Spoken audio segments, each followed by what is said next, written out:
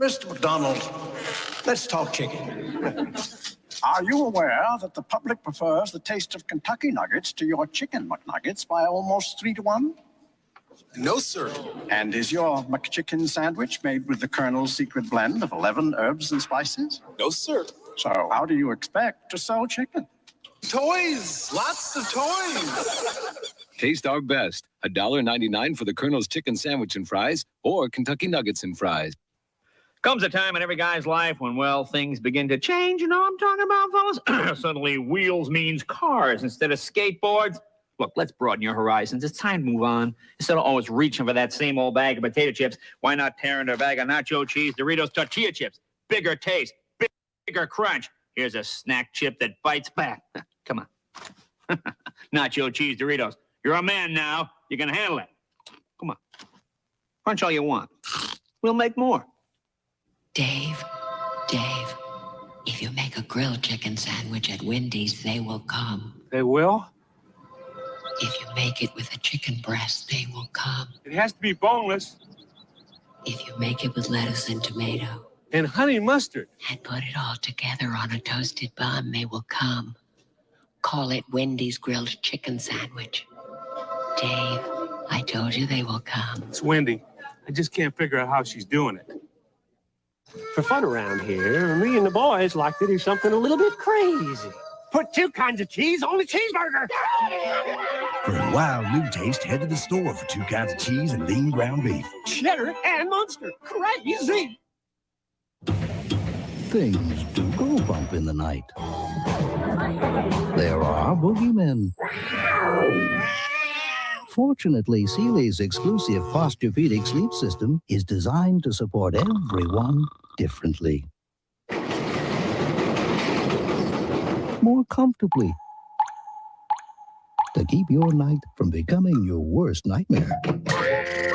For a better night's sleep, better sleep on a Sealy.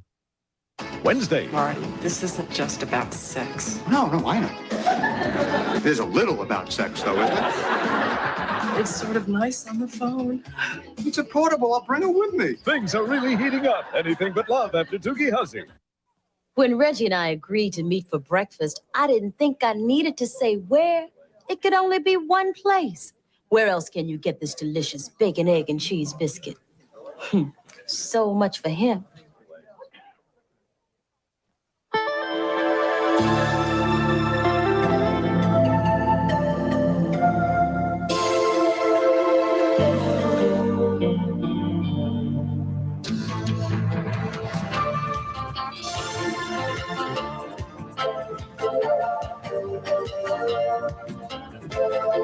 Nice move, Jack.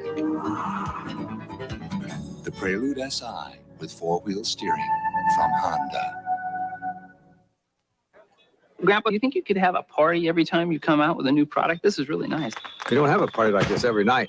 This is big. This is really big. This new light microwave popcorn. With 1/3 fewer calories and 2/3 less fat than our regular microwave.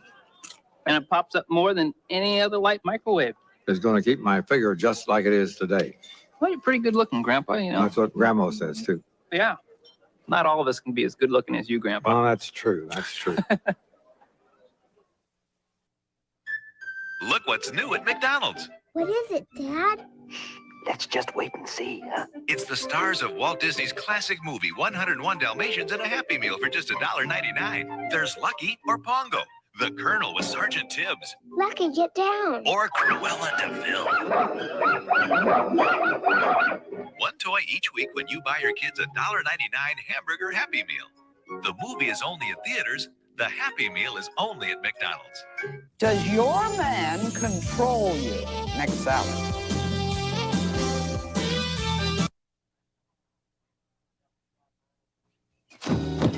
Now at Little Caesars, you can get Picnic. 2 medium pizzas, 2 orders of Crazy Bread, and 2 servings of Coke Classic, all for only $7.98. It's Picnic. 2 pizzas, 2 Crazy Breads, 2 soft drinks, all that food for only $7.98. When it rains, it pours. Picnic, only at Little Caesars. Pizza. Why are beers that go down lightly watered down so heavily? Why? Ask why. Turn off the water and turn Bud Dry. Its smooth draft taste is dry brewed, not watered down. To drink light, yet satisfy completely. So why get soaked when you can drink Bud Dry? A baby changes everything. Safety takes on a whole new meaning when it's somebody you love in that car. This is our family. They're the most technically advanced and lifelike dummies in the world. Only GM uses a family like this to develop safety technology because we know quality cars, safe cars, should help protect everyone. I look at my family and I want us to be thinking of everything. GM safety. It's not one thing, it's everything. She's everything to me. Dorothy, will you marry me? Where's my ring? A lifesaver? It's the beginning. Don't worry. We'll live with my mother. Lifesavers candy. Isn't life delicious? Macy's preseason sale. The shopping opportunity of the year. You'll save on fall's newest fashions now, before the fall season, at our lowest prices of the year. The best for women, men, and kids. Everything you need for fall, from the names you really want. Our biggest sale of the year. Macy's preseason sale. Don't delay. Prices go up August 5th. El Torito's Fajitas Fiesta. Our famous steak or chicken fajita combos and a delicious dessert. All just $7.95 at El Torito. 3 bites big! Hey! 3 bites big! Packs of 8! New snacks on Snickers and Milky Way! 3 bites big! 8 balls in a pack! 1, 2, 3 bites big! Hey! Introducing Milky Way and Snickers in a brand new size. A new snack size. Snack around the house size. 3 bites big!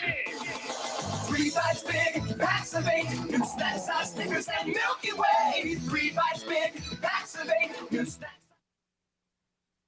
And now, today's weather. Cold winds out of the north-northwest with a 30% chance of snow tonight. Temperatures dropping to the mid to low 20s. Boy, this is going to be a hot, sticky one out there today. At last, a weatherproof formula that holds longer and stronger than the other leading pumps. Honey, don't forget your food. Exclusively ours, new Final Net Ultimate Hold, the weatherproof hold that lets you laugh at the weather. Sammy Davis Jr.'s 60th anniversary celebration will continue in a moment. Tuesday's terrific in Fort Lauderdale. Hey, first, did I just feel a drop? Or are you drooling? It's Who's the Boss? And Dumped me.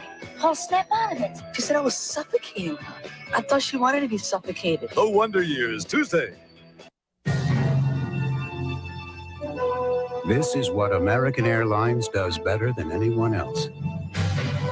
Arrive on time, again and again. In fact, American has had the best on-time arrival record of the 9 largest domestic airlines for as long as records have been kept. American Airlines, the on-time machine. It was a big day when the new equipment arrived. It's big. Biggest one I've ever seen. Of course, being a custom job, some assembly was required. It'll be a few weeks, people. But finally, it was ready. One of the world's fastest check-writing systems. Some insurance companies look for ways to get your money from you faster. I hear she'll do $12,000 an hour. At Aetna, we look for ways to get your money to you faster. Probe of misconduct by Oakland Housing Police on 7 at 11. See, a woman's body is merely a frame. My design was created to release. Pants are meant for talents. You won't see a leg in Paris this year. Purple and fuchsia. The short skirt is dead. My design. No matter what the gentleman prefers, the lady prefers Hanes. Carnation instant breakfast. You're gonna love it in an instant. Wake up to the nutritious, delicious taste of Carnation Instant Breakfast. Carnation instant breakfast. You're gonna love it in an instant.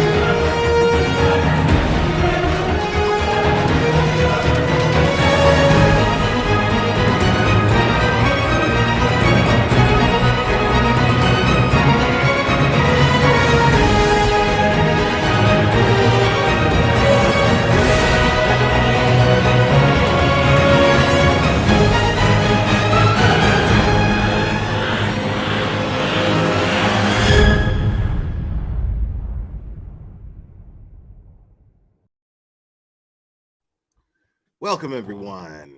Happy Friday. I hope everybody's doing well.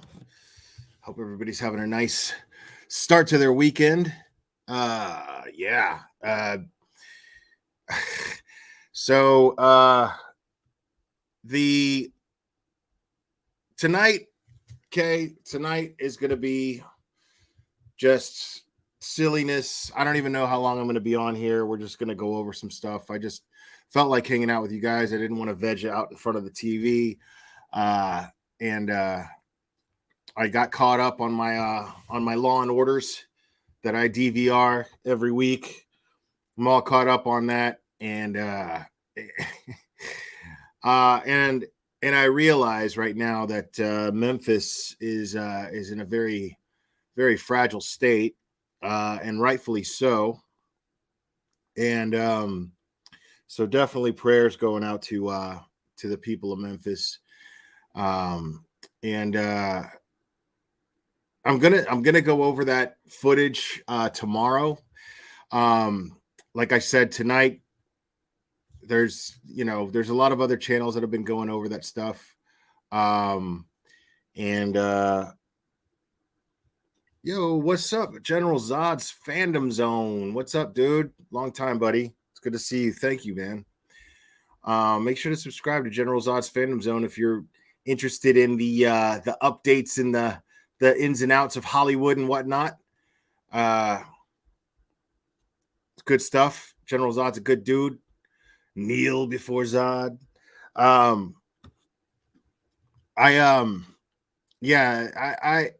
we'll go over that stuff tomorrow. Like I said, tonight is, for me at least, I'm just in the mood to just chill. Hopefully have a few laughs maybe. But obviously there's nothing fun about what's going on in Memphis and what happened in Memphis. I was in Iked Mel's chat and I was watching some of that footage. And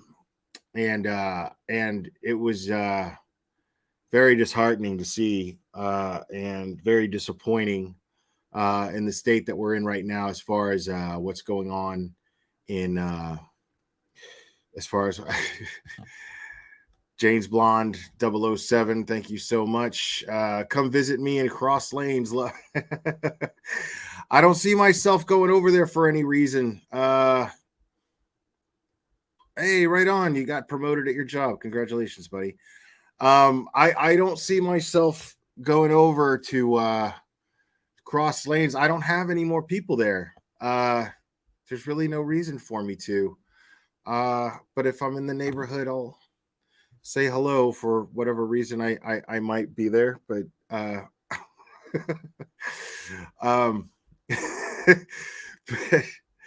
but I appreciate it. Thank you.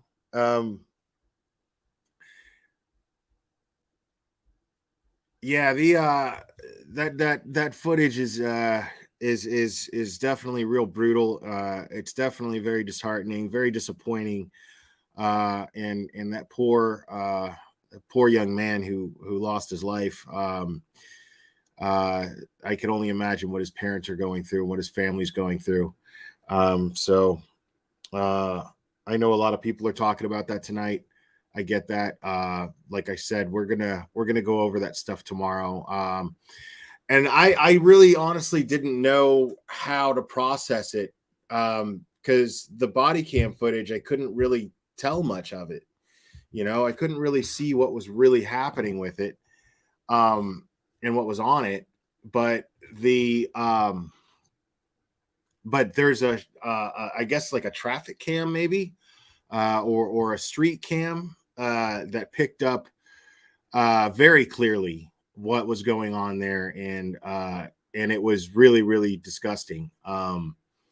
Really, really disgusting. I really, yeah, those everyone involved in that, needs some jail time, in my personal opinion. Definitely, to say the least. They need some prison time for sure. Firing is not enough for that. So yeah, if you haven't seen it yet, trigger warning for sure. And like I said, I have it, but I will be playing it tomorrow, not today.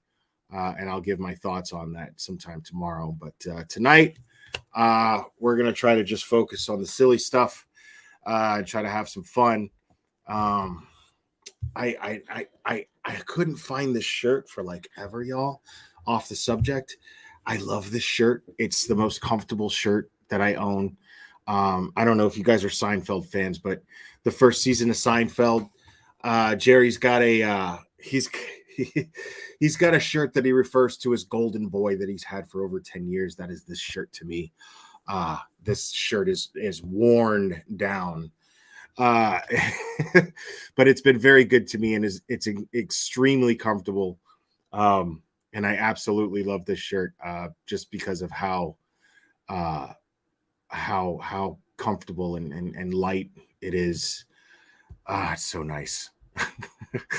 It's you ever just have a piece of clothing just feels like it's a part of you, I've had it for so long.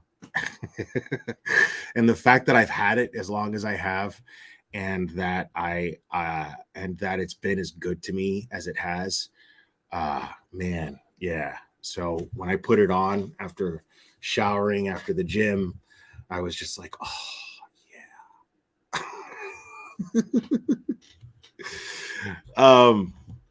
But yeah, this is my Golden Boy. This is my version of Golden Boy. My old Mountain Dew t-shirt that I got at I think I got it at like Sears in the mall, like in Miami. Before I even went to like Atlanta. Like I lived in Miami and then I moved to Atlanta, and I lived there for like 8 years. and then I've lived here for like I don't know, I've lived here in Tennessee for like 4 years. 4.5 years. Almost.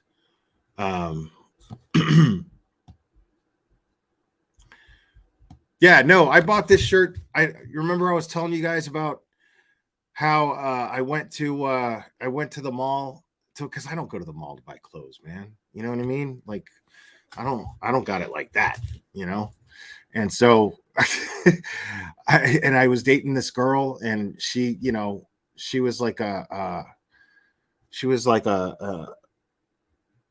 attorney, and she made a shit ton of money, and she was just like, honey, we're going to take you to the mall. We're going to take you shopping. And I really, it was difficult because I was already looking for a reason to like break up with this girl. And then she just made things awkward by insisting. And then she bought me a pair of Diesel jeans when I just wanted Levi's. And those Diesel jeans were like just short of like $300. And they kept getting holes like ripped in the crotch, and like it just kept splitting right along the front crotch area.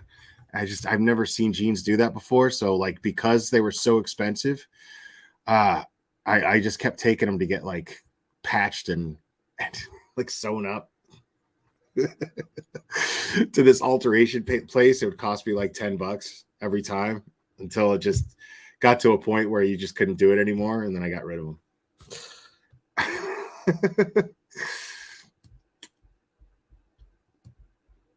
But sorry, I'm looking at chat. Yeah, I'm a simple guy, man. Levi's are good enough for me, dude. Levi's are good enough, you know. They're sturdy, they last a long time. I never had a problem with them, you know.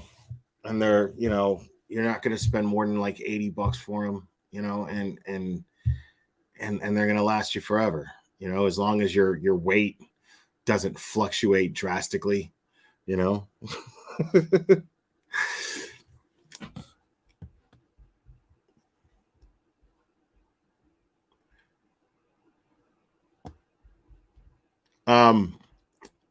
Now somebody, now I don't know, again, I don't know who George is. George PayPal'd me and told me to go to this timestamp on Betty's latest video, which is, I find it really, really funny.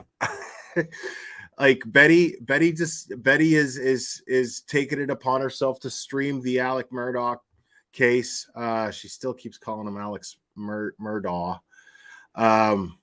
And she took it upon herself to stream that, and then she like left it running, like she was streaming court TV. I was like, man, that's brave.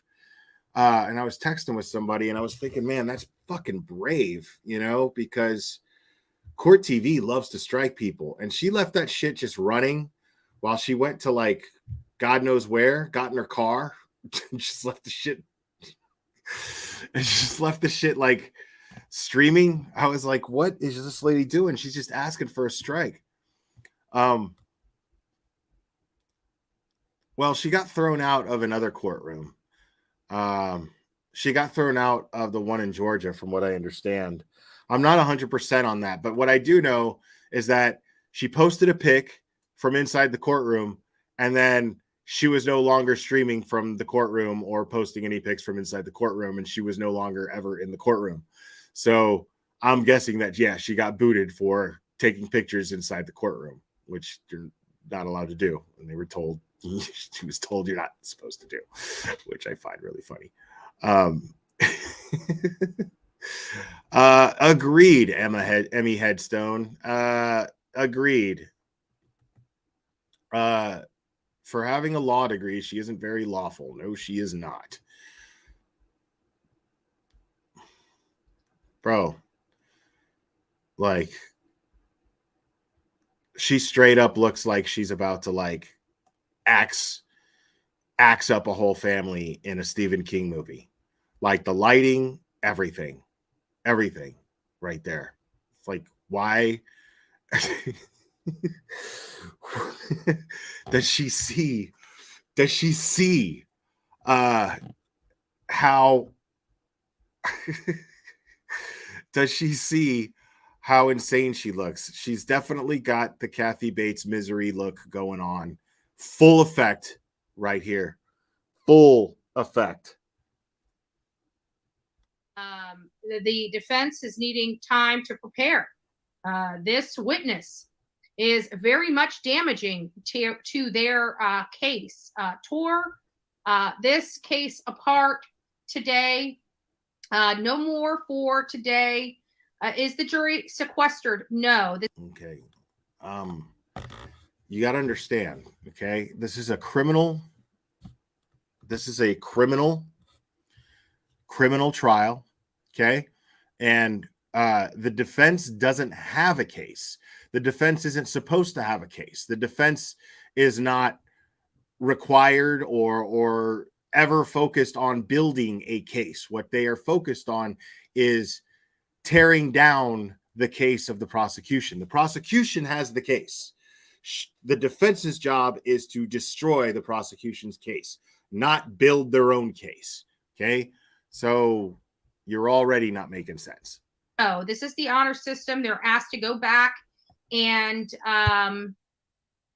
they're asked to go back and not talk to anybody about this case. They cannot discuss it in any way. And that is why there are 6 alternate jurors. 6 alternate jurors. There's 18 people on that panel right now. And it's because if somebody does talk to a witness, if it is proven that they will be removed as a juror. The jury. Why are you even talking about that?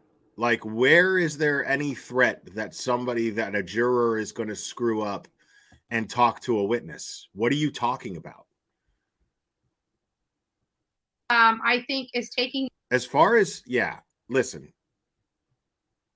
anybody who is covering this case, now there's people like with common sense, like you have Grizzly True Crime, who does a great job of covering this stuff. She's like the anti-Betty, total common sense. She's great, but she's not an attorney. But I'm going to listen to a creator if I don't have an attorney to refer to, such as Ricada Law or Emily D. Baker, or Mystery Maven ESQ. I'm not going to, you know what I mean? Like, those are the people who I'm going to really listen to. What I'm not going to do is listen to Sleepy here when she doesn't know dick of anything that she's ever talking about. I'm telling you, man, my pause game, dude. It's too good. This is someone who, and it's not even an exaggeration. It's not even an exaggeration. Literally, like every time that I hear her talk about anything legal, she is wrong to the point to where I've never even worked for an attorney. I don't know anything about the law, really. I just have common sense and a little bit of experience as far as like not legal experience, but experience watching these cases and how they fold out and paying attention as to why these things panned out the way that they did. That's what I've done this entire time. What I don't do is talk as though I know everything about the law and try to sell myself as being some sort of expert on the law, especially when everything that I say is going to be wrong. And I'm careful about that. I don't say things. Usually I'll ask questions. If I'm not sure about something, I will say if anybody in the chat knows, and hopefully I'll have, Mystery Maven Jess in the chat, and I can ask her directly. I love having people in chat that I can refer to if I'm not sure about something. I am just a layman, but I don't know why it's so difficult for her to just be honest about that. I don't know why she feels like she has to oversell herself and lie about her experience as a paralegal when she doesn't know anything about the law. Absolutely nothing. It seems like psychopathic in some way. It's very strange. Taking this very, very, very seriously, and they do not want to become or have any legal jeopardy attached to them for violating court orders and possibly being in contempt of court or a number of other things that can happen. No. See, it's always so obvious how she thinks. It's always really obvious how she thinks. No, the reason why they don't do these things is because they actually want to do their due diligence as a citizen, do their duty as a citizen, and as appointed court officers for this particular trial, and be good citizens and actually make decisions in the interest of justice. Okay? That's the whole point of a jury. The whole point of a jury is so that some government elected official or some government employed official doesn't have final say over your fate. Okay? It has to boil down to a jury of your peers. That's why it's called a jury of your peers. The whole purpose of their existence is that the people of whatever county and state that you are charged in can determine whether or not you are guilty or innocent. That's the whole point. It's not because they don't make decisions because they're afraid of being in contempt of court and getting jail time. Nobody's thinking on that level. Criminals think on that level. People with ridiculously long criminal records think on that level. But people who actually want to see justice served, whether it be justice for the victims or justice for the person who is being accused, if they are wrong, if they are wrongfully accused, if they are innocent. The idea is to be blind, like Lady Justice, blind justice. That's the idea of being a juror, is to do your due diligence. You've been selected, and here you are doing your duty, and that's it. You know, and you want to do things in the best interest of justice, the best interest for your community and environment. That's it. I'm scared of going to jail, so I'm not gonna fucking tamper with a witness. No. I'm not even going to think about tampering with a witness. If they choose to violate, but the sequestering, no, they're not staying in a hotel blocked off from the public. They are able to go home. But at this point, like literally, there's a lot of things going on procedurally I don't agree with. Primarily witnesses. She doesn't agree. Being able to listen to other witnesses. Okay. I don't know what kind of crackpot South Carolina law is, but typically in law, witnesses are on the outside of the door, not on the inside of the door. So I have a problem with all that to begin with. I noticed many of you guys didn't know I left for lunch. I ended up walking off and leaving my cell phone here. I saw Frida be in here talking. You are not. Let me get this very clear. First and foremost, you will not sit there and accuse one of my friends of what? Okay, this just took a hard left turn. Why in the shit all of a sudden is she talking about her friends? Like she was just fired the fuck up about witnesses hearing other witnesses, and now it's about her friends of doing something that you did not ask for yourself. Oh, you know she's talking about Dolly. Man, she's big mad. Look at her face, bro. Okay, that you were not a willing participant in, and go on another channel and say he did something to you that disgusting when we all know that's not true, right? And then come into my chat room of all places and start talking and communicating. You are not welcome here. Okay? Wow, just because she's got some deep feelings for Dolly, boy. Like, I mean, I don't know if they're romantic or not. I'm not even trying to imply that. I'm just saying, like, yo, you gotta like, you think Dolly thinks about her like that? You think Dolly's getting fired up over Betty like that? Like, let's be honest. Like, do you think Dolly's got demons taking over his fucking body and making him look like this when he thinks about Betty? I mean, yo, I mean, yeah, it looks like it might be jealousy, man. It looks that, wow. Just because you're a woman and you scream the R word doesn't mean that every other woman believes the bullshit that came out of your mouth first and foremost. Frida B, you will never be allowed back on the Bullhorn Betty channel. You can watch from afar, but as far as I'm concerned, this middle finger is right for you. You did dirty. You did dirty. You did our boy dirty. You know it was a damn lie. I know it was a damn lie because I was on the phone with him. Okay? Our boy. Did our boy dirty. I know you were wanting it. Give me a... Wait, what in the hell was going on there? Wait a second. Just a second there, Professor. This middle finger is right for you. You did dirty. You did dirty.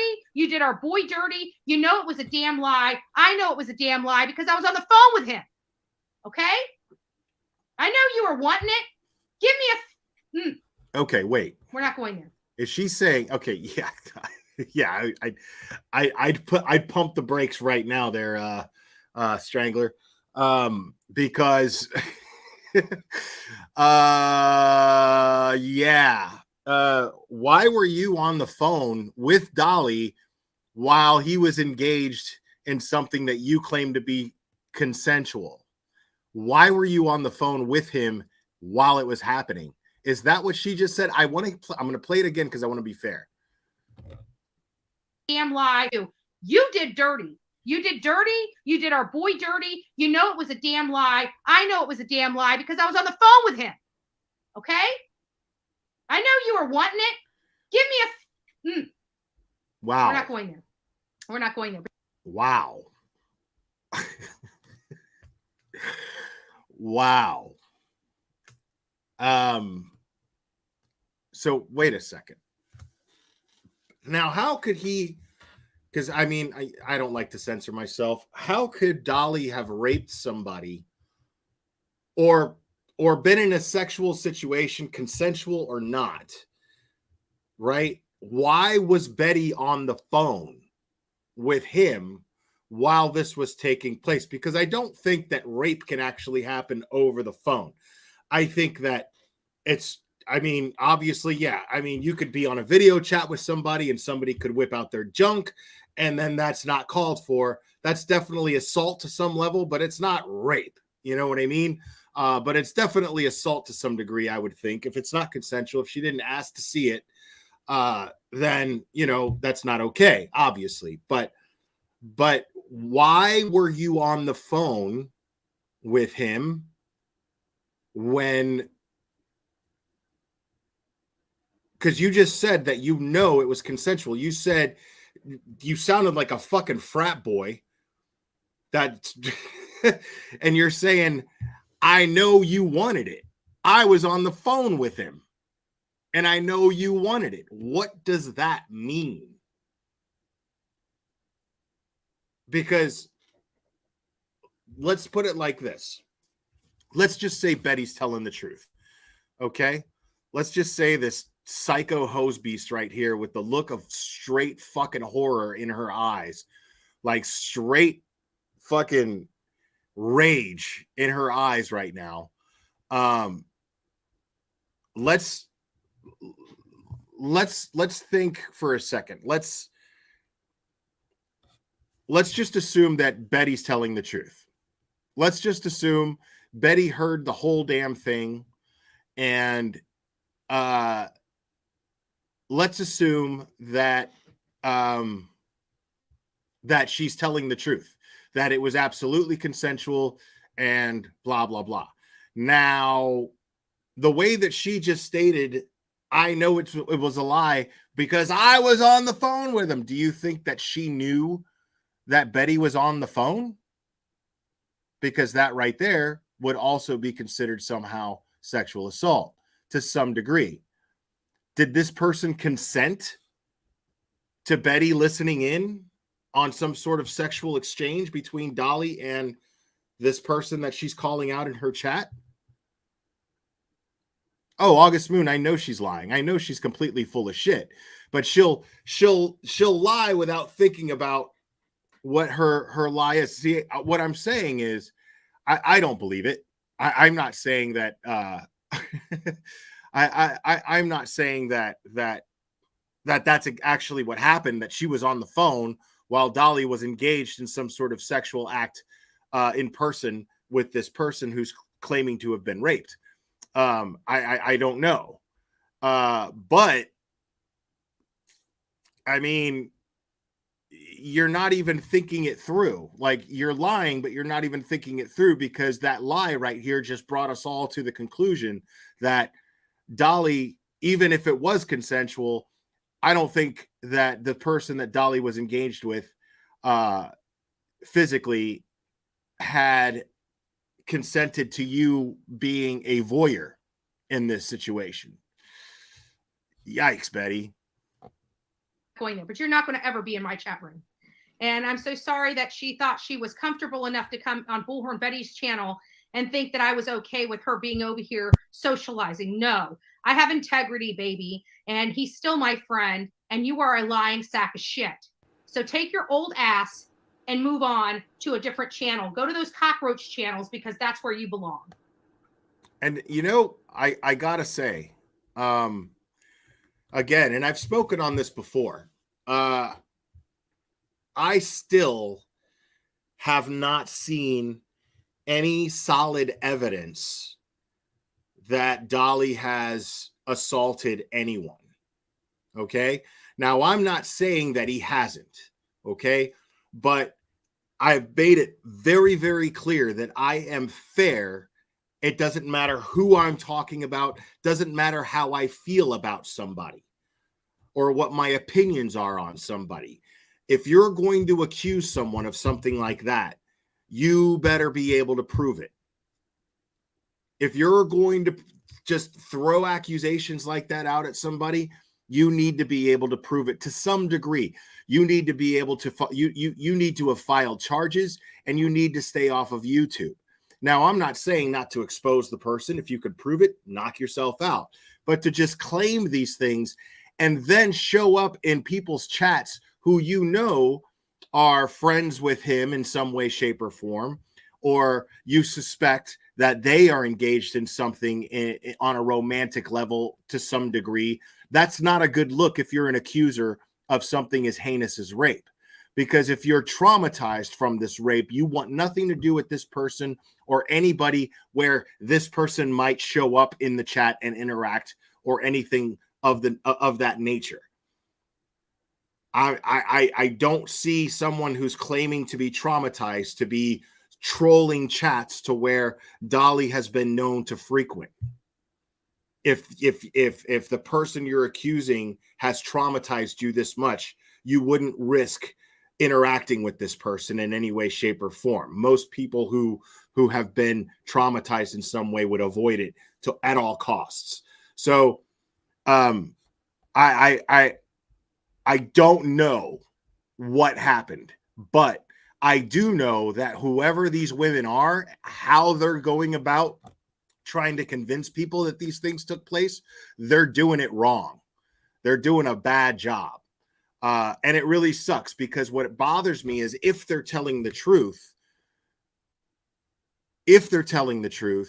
then what they're going to end up doing is making people who think logically and think fairly in the true crime community, they're going to say, well, you better come up with some proof if you're just going to accuse somebody of something like that. You know what I mean? You got to do that. And if you don't have like receipts or anything like that, it needs to just be turned over to law enforcement, and you need to avoid any contact with this person that you possibly can. You don't show up in their chats, because I've seen this happen. There's other women that I've heard accuse Dolly of these horrible things, and I'll see them. I think one of them even Dolly showed up on somebody's panel. I think it was Perplexed, actually. And this is probably the only time that I've ever agreed with Laura on anything ever. I listened in on it, and I saw that Dolly was on her panel, and then this person who accused him, who also sent me unsolicited dick pics of Dolly, thinking that I was going to jump on the whole and use it as some sort of revenge against him. I don't do that. But to me, that was really gross. Welcome, literally Dave fam. I didn't ask to see those pics. I'm not interested in seeing those pics. And to unsolicitedly send those pics to me via email without any warning at all whatsoever, to where I'm just going to open it, that's fucked up. So if anything, this particular person has victimized him, in my opinion, based on what I've seen. I'm not saying that he didn't victimize her, but the evidence that I saw, the way it looks is this person victimized him by sending pics that there's no proof that they were unsolicited when they were sent to her, but they were definitely unsolicited when she sent them to me. I didn't ask for them. I don't want to see them. That's fucked up. And then on top of that, she shows up on Perplex channel after Dolly was on panel. She shows up on Perplexed open panel while Dolly was on panel. Now, if you have a complaint against him, and supposedly she had a protective order against him, If you have a protective order against him, why would you jump on the same panel that he's on? And the reason why I say that I agreed with Laura in that one instance was because Laura was pissed off that she's like, you put me in a fucked up position. You have a protective order in this guy, and then you use my platform to try to get him to violate it when it's you violating it. And that fucking happened. And I realize a lot of people are like, well, you know, fuck, Dolly's a piece of shit, blah, blah, blah. Regardless of whether or not he's a piece of shit, and regardless of whether or not Laura's a piece of shit, that doesn't matter. These are the facts when it comes to this whole thing going on with Dolly being accused of the things that he's being accused of. The behavior indicates that he's the one being victimized. That's what it looks like. I'm not saying that's the case, but I'm saying the behavior indicates that, and that's not good. That's not going to help their case, because if Dolly is a predator, if he in fact is this kind of predator that they're accusing him of, well, guess what? They're just costing justice from actually being taken place and happening, and then he's going to be free to victimize other women. And that's not okay.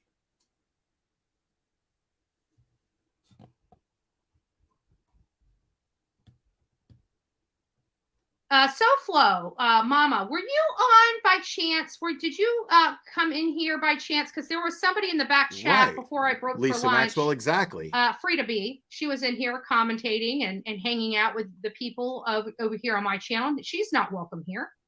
I don't know what she thought. She can take her old.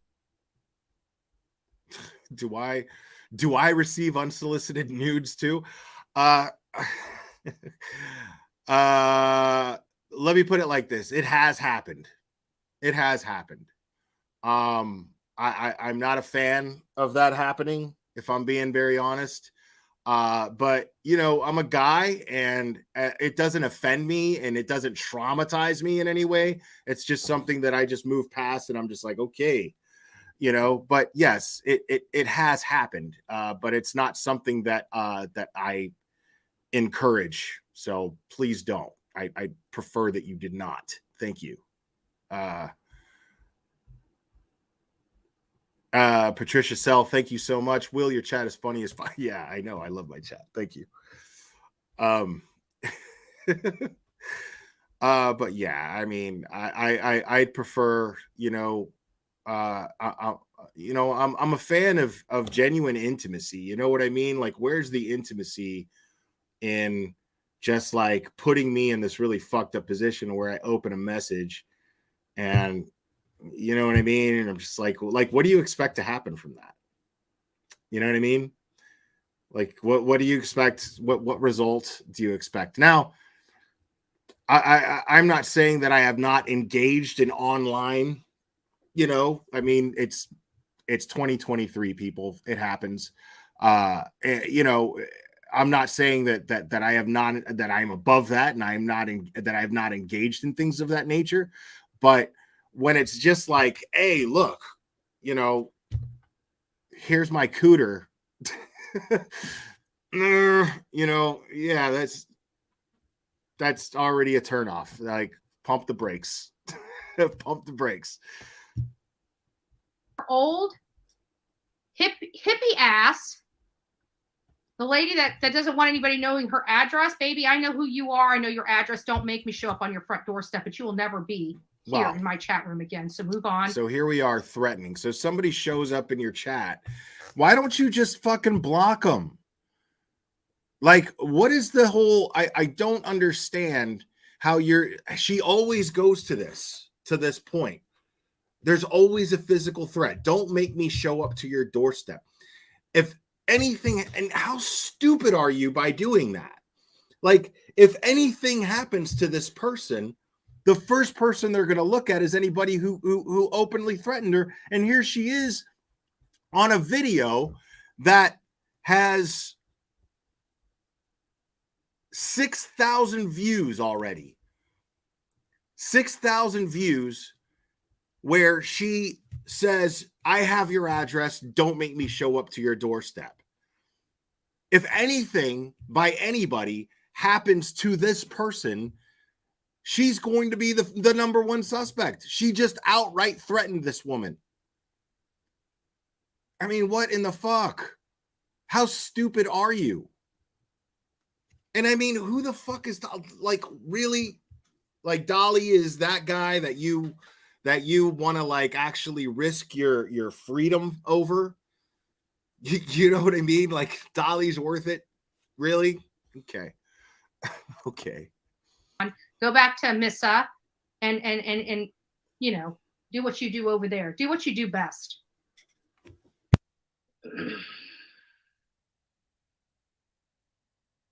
I just don't understand. Yes, she accused Dolly of R-ing her. Are you kidding me? Just say rape.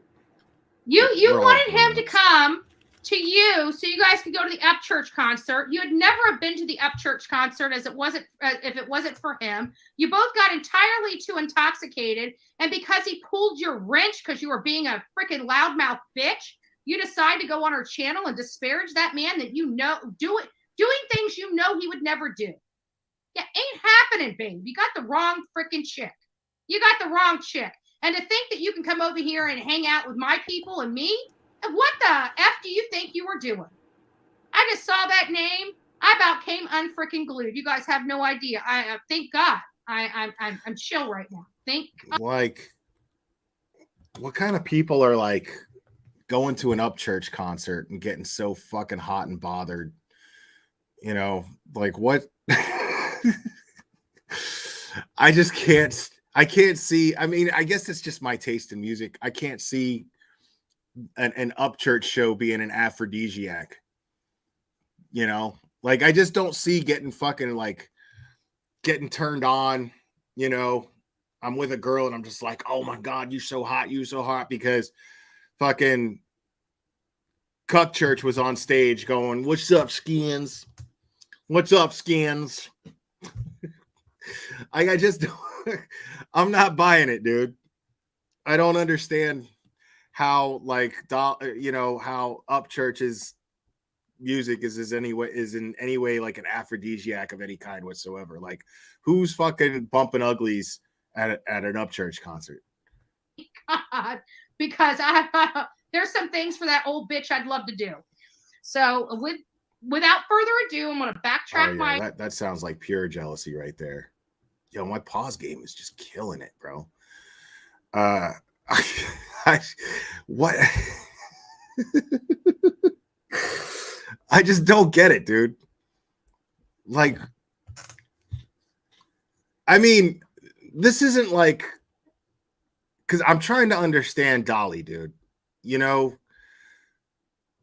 because there's no question, okay? The question with the Dolly stuff is whether or not the shit was consensual. There's no question that shit actually took place, that things went down with some of these women. There's no question about that. Somebody went and like it all started with this one woman. I can't even remember her name. And then she made this video and I watched it. And then I listened to it towards the end and I can never get that part of my life back. I can't, I can't go backwards. Time marches on, unfortunately. In this case, it's unfortunate. And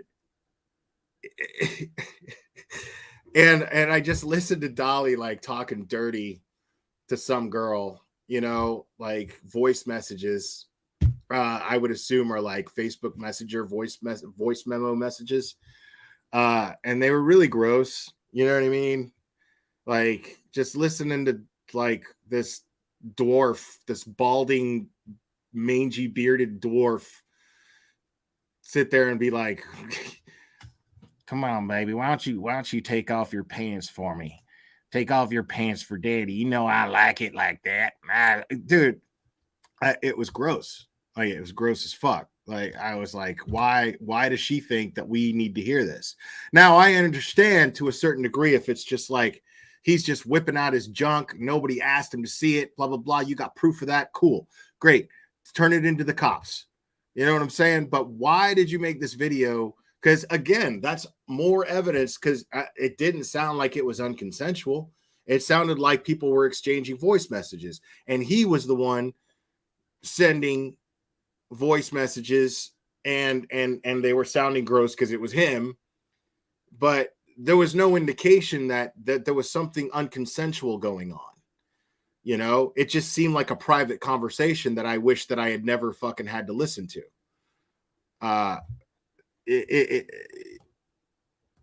You know, it's just, I can't, I don't understand it. Like, he'll wrench these women and then I guess like feel like they should be getting sexual in some way. You know, it's gross. It's gross because, and here's the thing, it's not gross if I never fucking heard anything about it. You know what I mean? Like, I don't give a shit. Like what a creator does with people who message him, you know, or a subscriber does with other subscribers that message them, and whatever you guys do with each other, there's nothing gross about it. But when I have to fucking hear it, you know what I mean? When I gotta like read and hear details that's fucking put out there into the fucking universe, I'm like, man, I didn't ask for that. You know, I clicked on it and I watched it. I didn't know what I was getting into. You know, like I could never get that shit out of my head. You can't unring that bell, you know? My frustration here, but how dare you? Like, how effing dare you come onto my channel thinking we buddies? Never again. You're blocked. Don't come ever back here. Ever. You lie. I think she got it. You put a man's name through mud because you got too drunk? Okay. I ain't the one. Take your fucking old ass nasty shit on. Now, how drunk was she? Okay. Now, how drunk was she? Was she to the point to where she wasn't capable of consent? Because that's also rape. You know, like if somebody's just fucking passed the fuck out, you know, or just can't even walk, like, yeah, you got no business touching that person in a sexual manner. Even if she's touching you, that's not, that person can't consent. Yo, look at my pause game, dog. Look at my pause game, dude. Like, screenshot it, y'all. Do it. Knock yourselves out.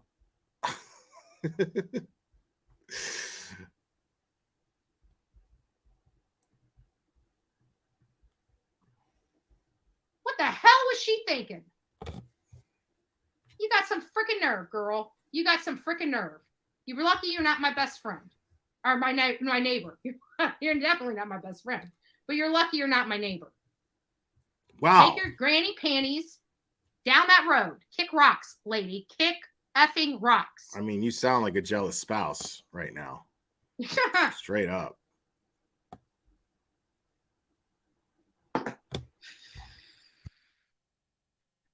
He took mine.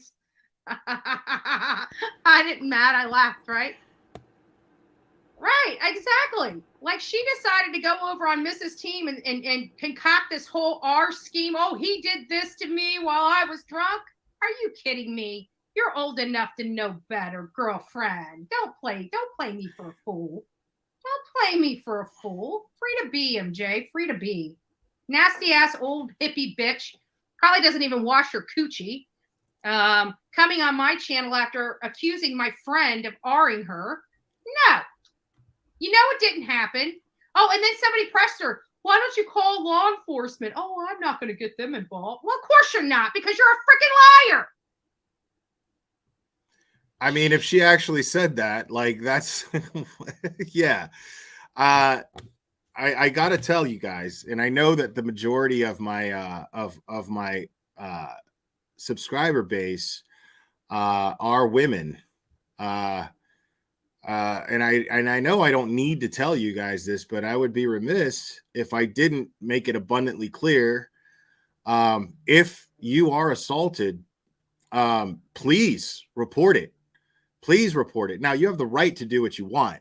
You know, it's your body and it's your peace of mind. And, you know, if you were the one who was victimized, you have the right to deal with it however you feel fit to deal with it. Report it or don't report it. But I got to tell you, it's a bad look if you say something like, well, I don't want to get the police involved, but then you want to like blast this person and drag their name through the mud all over YouTube, but not report it to the police.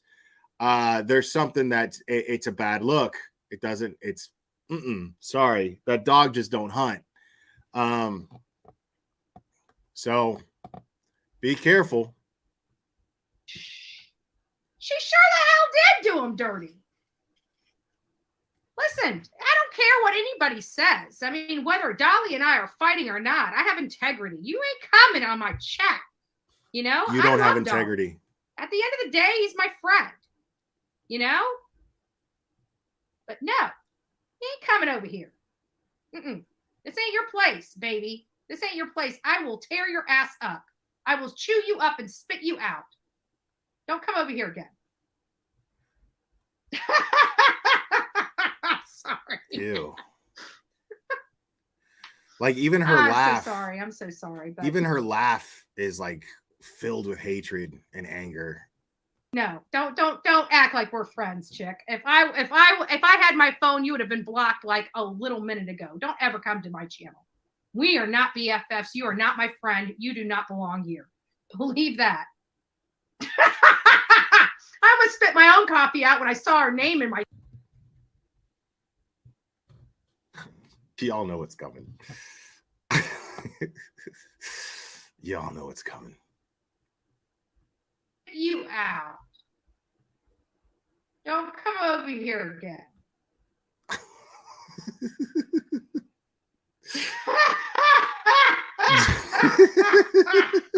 Sorry.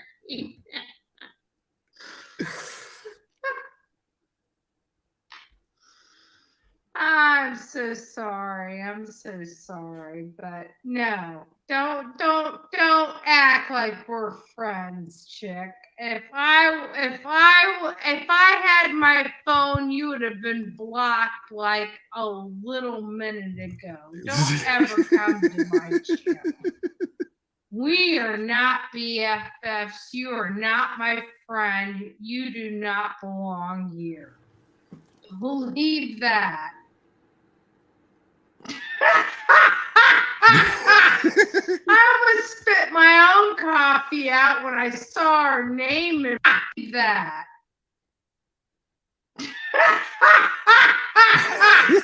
I almost.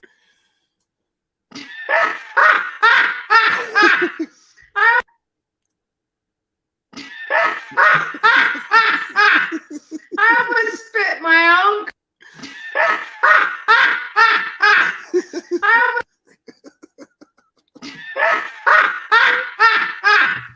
I almost spit my own coffee out when I saw her name in my chat. So funny. Oh my God. Yeah.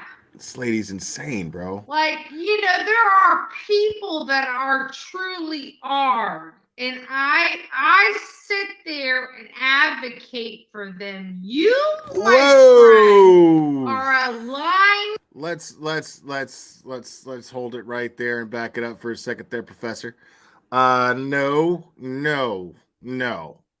We all sat here and watched you and listened to you call Jared's accuser a liar. Don't sit here and tell us that you're an advocate for victims, for rape victims, when every single time that there's been a credible accusation, you have shut down the victim. So come on, Betty. Like, seriously.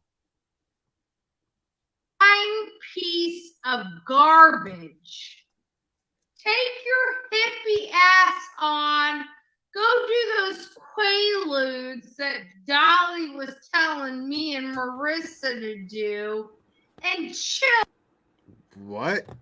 Why is Dolly telling people to do Quaaludes? First of all, like, you know that Quaaludes are like obsolete now, right? Like, you can't get them. Like, they were obsolete in the 80s.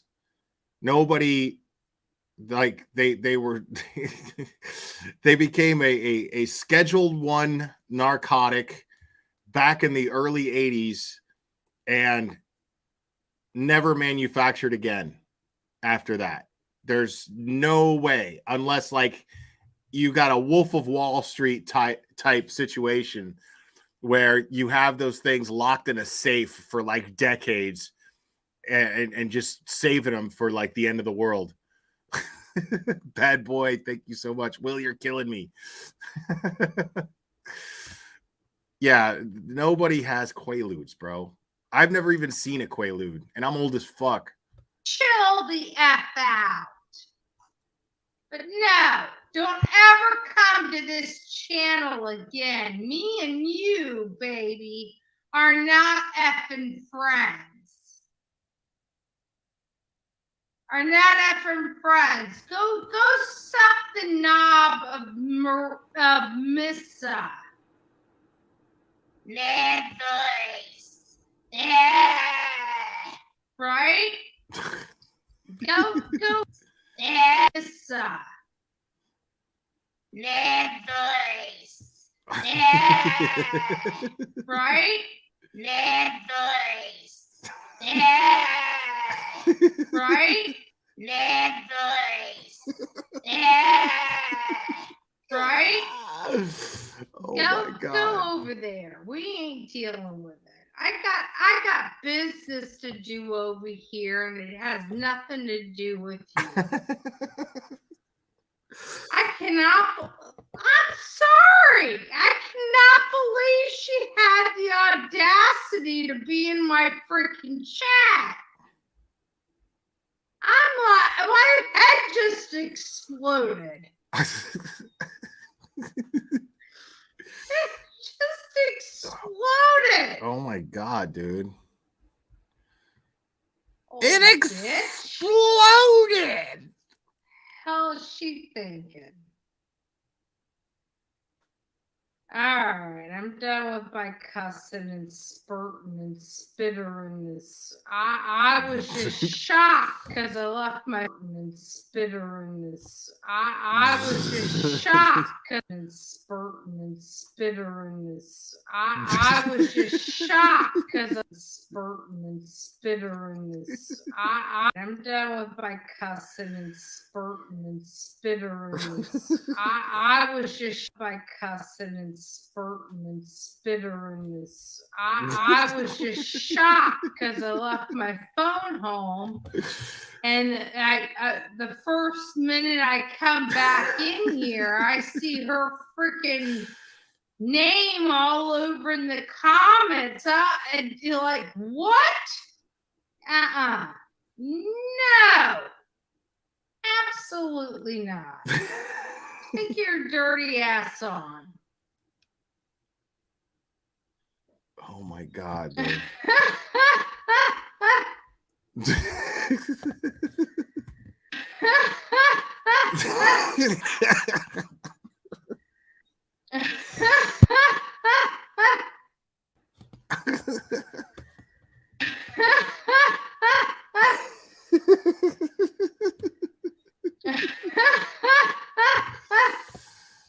Like, you know, you're supposed to smile when you laugh, right?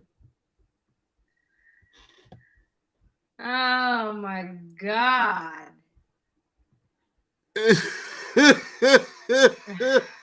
Sorry, guys. I'm sorry. That's just I'm dumbfounded. Like, no, you're just seriously? dumb. You're just dumb. We ain't like that.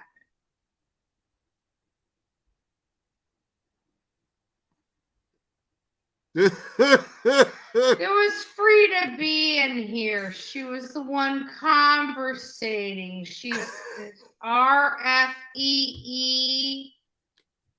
2B. Free to be. accused our beloved Dolly, our Turtle beloved King, Dolly. of R-ing her when they went to the like, look how much fucking time she's fucking talking about this. Like, why? Like, that's not just concern for somebody, you know what I mean? Like, you boot him out, call him a liar, that's it. You move on with the fucking case that you were talking about. Like, you just go back to talking about something that you don't know shit about, you know, as usual. Why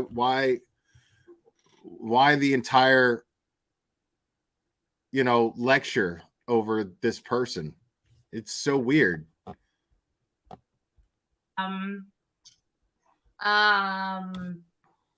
Ryan Upchurch concert. She went on Mrs. channel and started just ragging him, and people in the chat were like, why don't you call the law enforcement? Why don't you call this in? She's like, oh no, you know, it is what it is. That is not our victim. I mean, I agree with her there. That's not our victim. I was ours. I mean, if that's the you truth. know what? I was and that's what sucks. You know what I mean? That's what really sucks. Is it really sucks for Dolly because Dolly's credibility is fucked in so many different ways, but look who he has advocating for him. Look who he has speaking up on his behalf. Like a person who we just go to call out lies. Like it doesn't matter. I could fucking pick out a live stream out of a hat and play it and go over it, and I'm going to catch her on lies. And this chronic, this pathological liar is the one who is advocating for him. It's so sad. Like if I'm Dolly, I'd be like, dude, don't help me. Please shut the fuck up. Don't fucking help me. You're not helping my situation at all. You know what I did? I got away as quickly as I could. I called 911 and I went straight to the hospital. That is a victim. Well, don't. Okay. Let me stop you right there. And this is not, you know, if she actually was raped, and I'm sorry about that if that happened to her. That shouldn't happen to anybody ever. And but you don't get to say that a person is not a victim because they didn't report it right away and did not go to the hospital to get a rape kit done or to get examined. That's not, you never know how somebody's going to deal with that kind of trauma. And to say something like that's not a victim if they don't do that, you're wrong. Now, to say I'm not going to report them to the police, but I'm going to blast them all over YouTube and then follow every single fucking creator that he's in, that he interacts with. Well, that's a bad look. That's not to say that she's not a victim, but it's also it's also a credibility issue. You know, you don't sound traumatized. You don't seem traumatized if you've been suggested, it's been suggested to you to actually report it and you go, nah, fuck it. But you show up on everybody's panel and show up in everybody's chat accusing somebody of rape, but refusing to report it. That's not a good look, because generally the person who refuses to report it is simply because they don't want to relive the trauma all over again. But if you're reliving this so-called trauma every single time you show up on somebody's live stream, whether it be in chat or on a panel, well, you know, there's pretty much no reason why you shouldn't feel comfortable going to law enforcement and reporting it. But that's just me. That's how I feel about it. I'm not saying, again, I don't know if she's a victim or not, but you're not going to get people, if your goal is to convince people that this person is a rapist and that you're traumatized, that's not a good way to go about it, is all I'm saying. ever come here and say you are a victim of R when you're not. Because the people that are brutalized. Now, here's the thing. Brutalized. Now, here's the thing about this. And I do agree with her to a certain degree. But what she doesn't understand is she's also talking about one particular scenario, and she's only getting Dolly's side of the story. So who knows what Dolly told her? And who knows how many times they hung out together? Who knows if she's referring to a different situation, a different time where this actually took place. Maybe the Upchurch concert situation was consensual, right? Maybe it was. Maybe even the same night it took place again, she said no, he didn't want to hear no, and kept it going. Who knows? But she doesn't know the details of the situation. She's just jumping to the conclusion that he's completely innocent. And then she's completely trashing this person. But again, I can't criticize her much as far as dealing with that particular one person, because again, the way that this person is going about trying to convince people that she's a victim, it's not very convincing. So, well, it is her business if her man is being dragged through the mud, you know. Yeah, it's a bit her business, but I don't know what's going on there. Yeah, but I don't know if those two bumped uglies or not. I'm going to assume that they probably did. I'm going to say probably because there's a probability. There's a probability based on this, okay? We've seen how thirsty as fuck she is. Like, she gets drunk, she goes on here, and she talks about how she's been single for 5 years, and it's everybody's fucking problem that she's been single for 5 years and then starts to fucking cry about it. It's insane.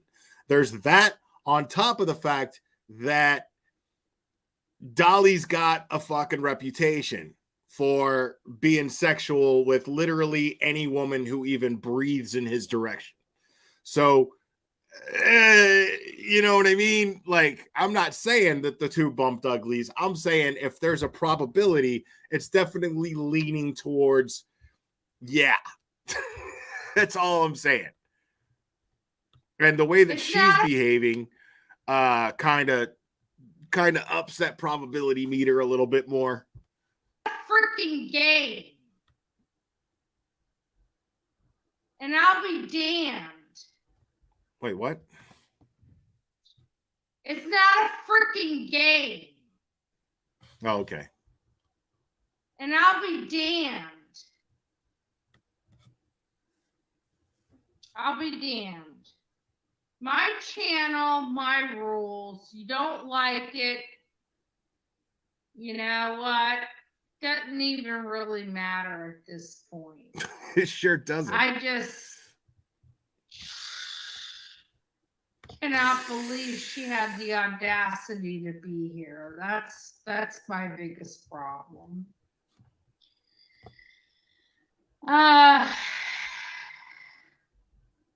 Okay, well, don't come back at all.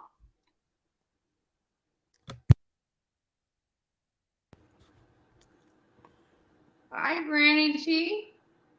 I don't play. So people, it sounds like people in her chat are just like, I'm out of here. Fuck off. I literally don't play. Call me when you get your panties out of your wad. Wow. So, anyways, so that was a great day of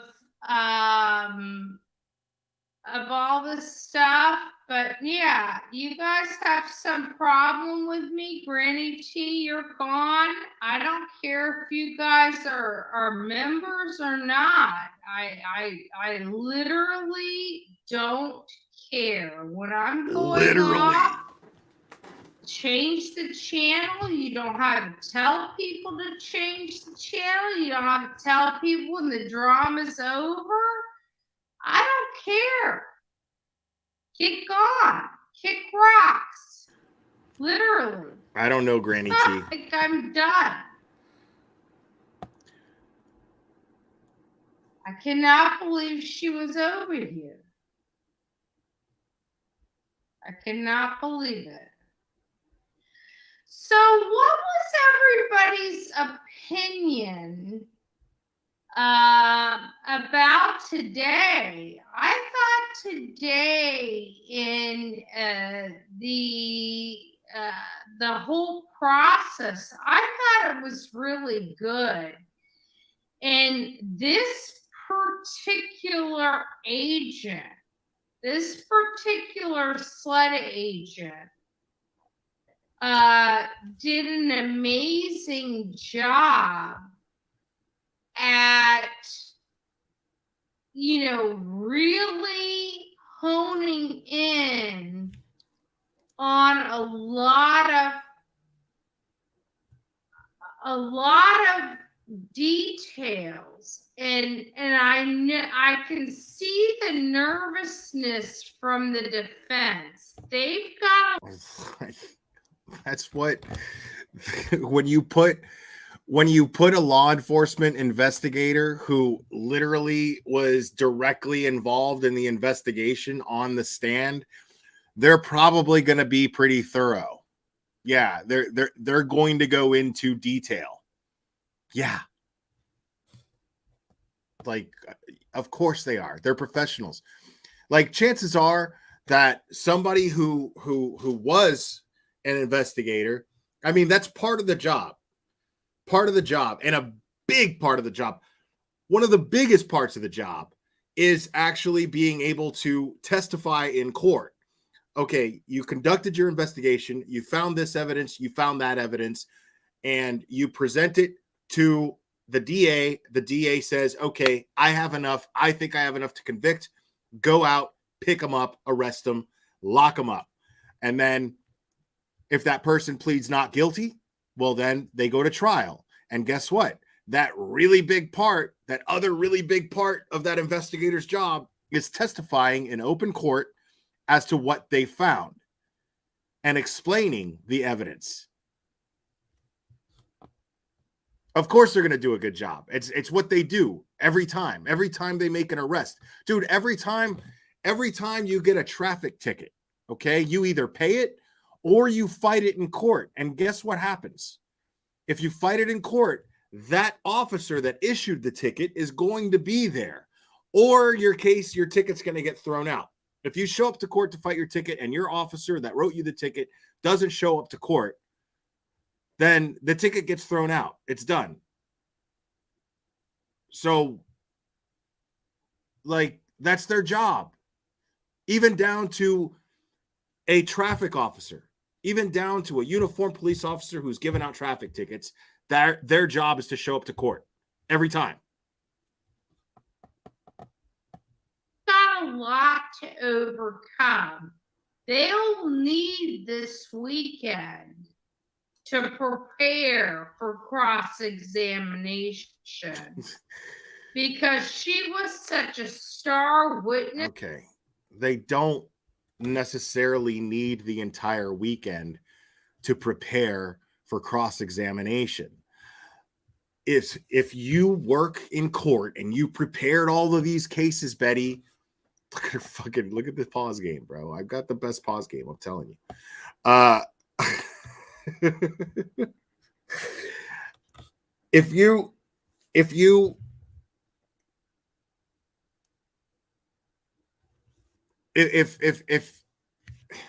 right, look, the defense knows exactly who is on the witness list prior. Hell, we even know who's going to be on the witness list. If we wanted to find out who's going to be on the witness list, we know already.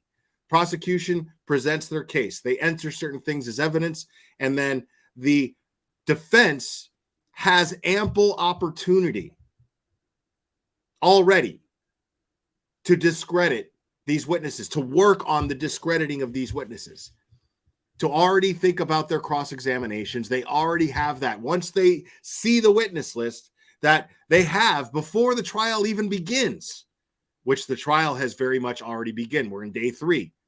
Okay? So they don't need the weekend to prepare. Now, is it helpful? Sure. To a certain degree, sure. But they're already, they know who's on the witness list. They already know what the prosecution is going to try to prove to some degree. And then they're going to, they're already prepared to some degree on how to cross-examine that person.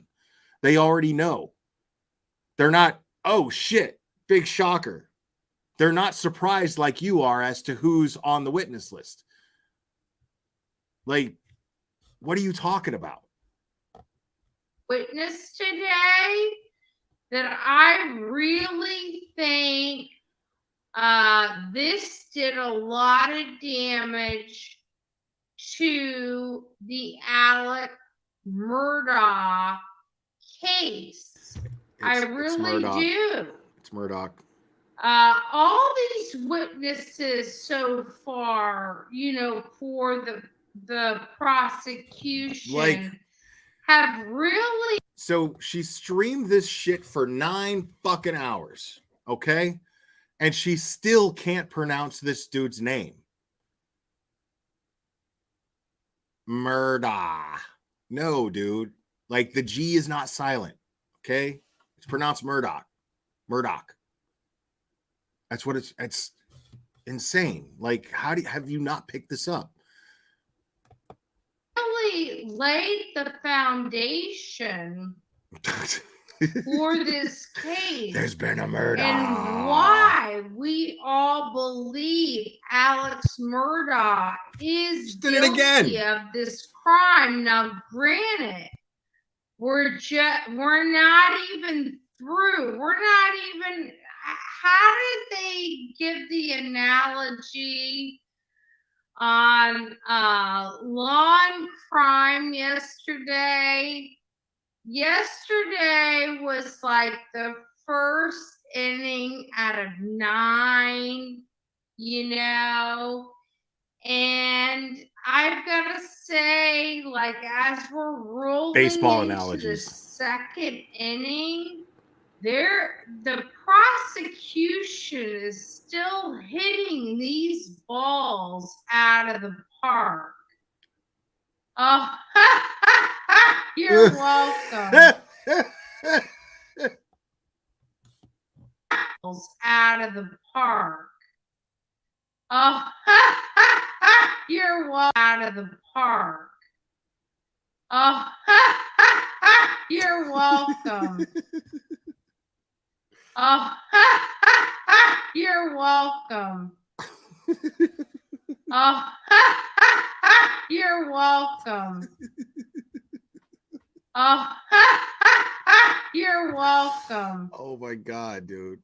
It's the little things, It's the little things. You know what? Hey, alcohol does some strange things. I don't know. I was not there. I'm not going to allege whether one thing or the other thing happened. All I know. Oh, she's back to the Dolly thing. I don't believe her. I think she lied. I know I have held the hands of our victims. I'm an R victim myself. Oh my God. And I'm sorry, she never acted like it.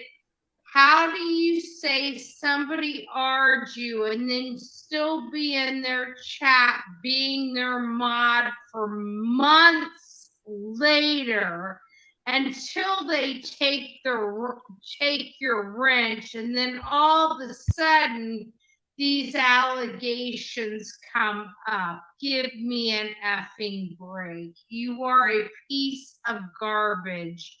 There's enough women like you in this. I feel like people sound so dumb when they substitute fucking with effing.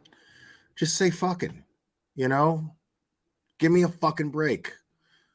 You know what I mean? Like, and I understand it's just the whole ad revenue thing, but God, ad revenue is not enough for me to like pretend that I talk a way that I don't talk. You know what I mean? It's just, it sounds so stupid. Like, how stupid would I sound if I'm up here? Because look at how many times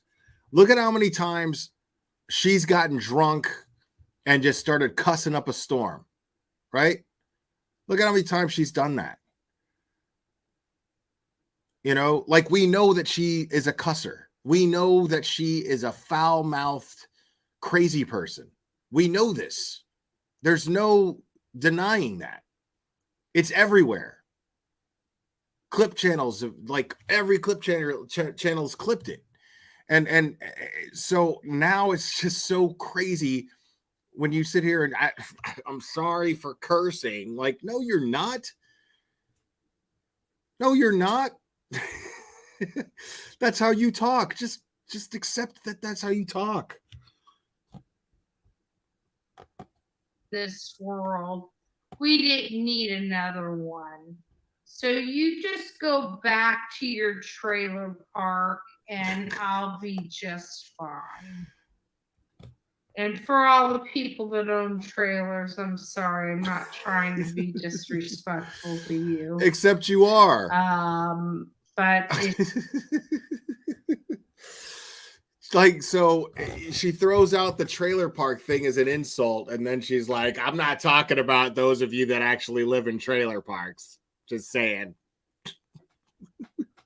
No offense to those of you that live in your trailer parks, you know. I'm sorry about that.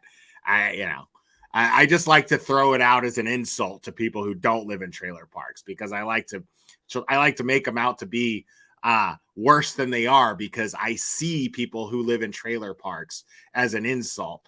But no offense to you guys who are in my chat and give me money and live in trailer parks. Just saying. it's just, it's my comfort level when I'm being insulting. Sorry. I don't really give a fuck that you live in a trailer park. It's my comfort level that I'm concerned about. It makes me comfortable to insult people and use living in a trailer park as an insult. It's my comfort level. So sorry.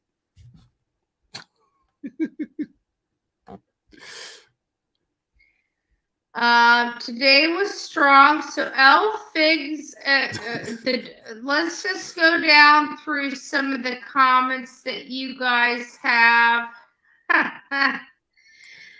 You're See, welcome, by the way. I don't care about that stuff. Me personally, Bella Vita, I don't care about that stuff, because I'm gonna take.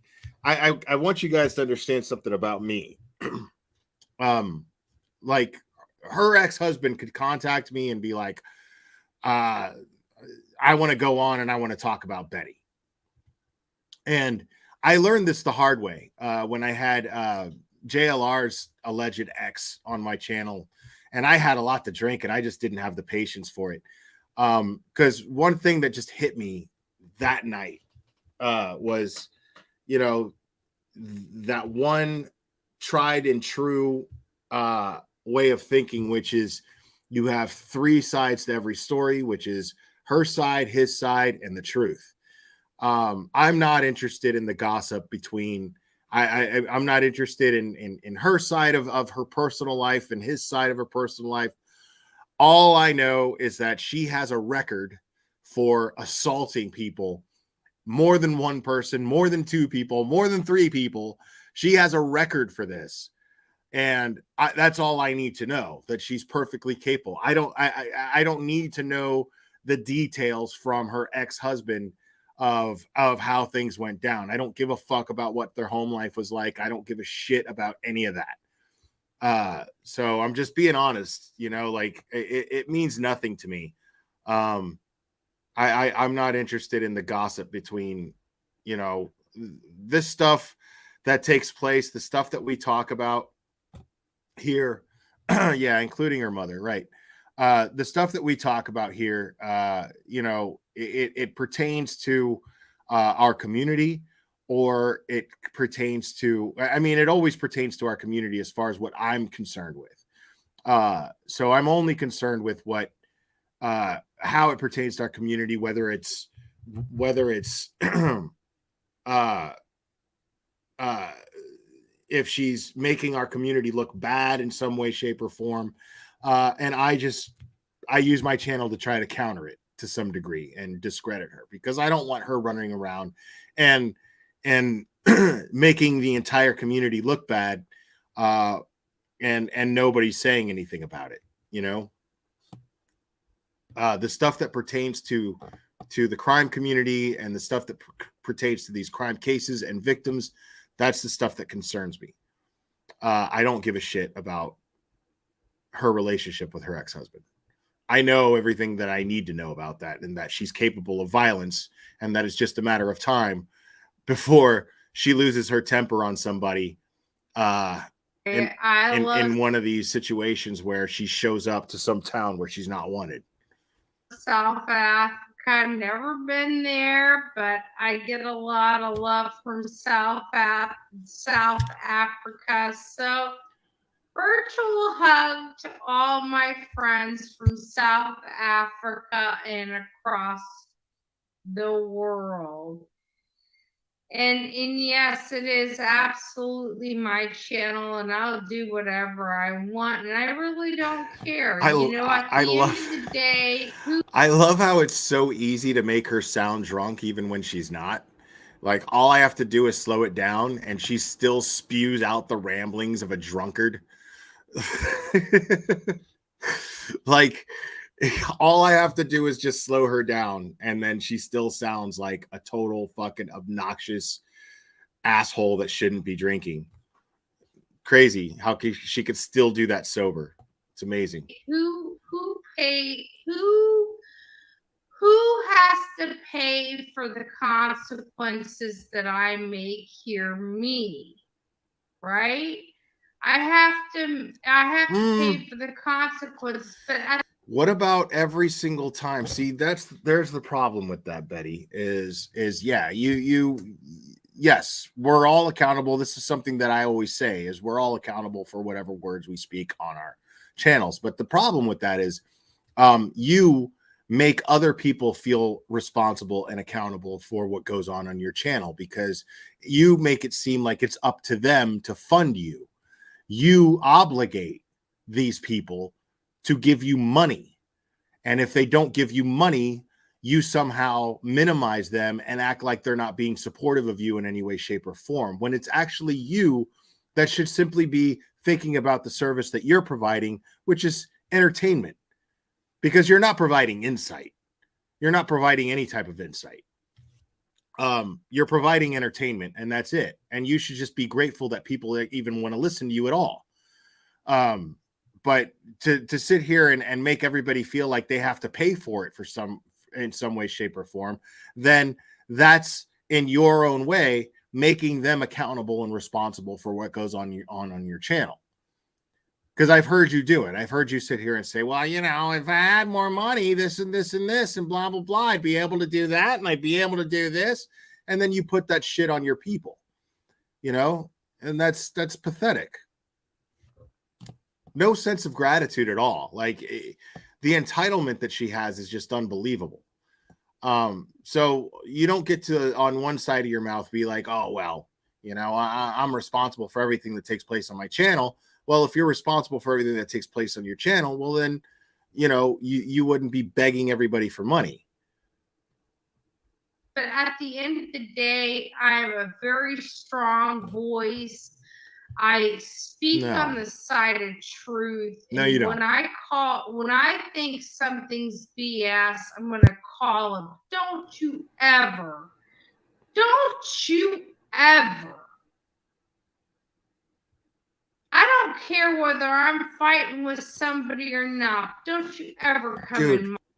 I don't know if you guys, I know there's quite a few of you in here that will watch me if I'm covering a trial.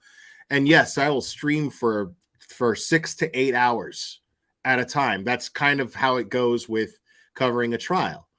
But the minute that trial is over, like I will talk for maybe 15, 20 minutes just to give a little summary, but anything like this, I don't have the patience for. I'm not going to discuss it when I've been streaming for 8 hours straight. There's just no fucking way that I have the patience because I'm trying to end it. I want to take a nap or I want to watch a movie. I want to be in my PJs, get in my bed, and that's it.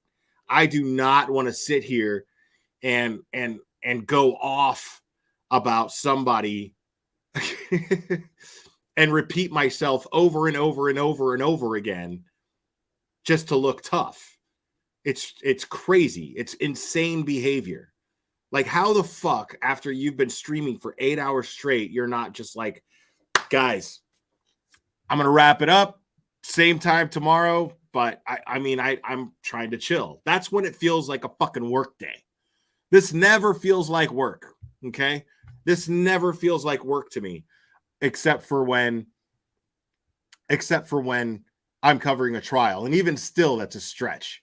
I still don't even really feel comfortable calling it work when I do that. What I'm saying, though, is it's not so much on my terms. To some degree, I'm obligated to stay streaming because I made the commitment to cover a trial.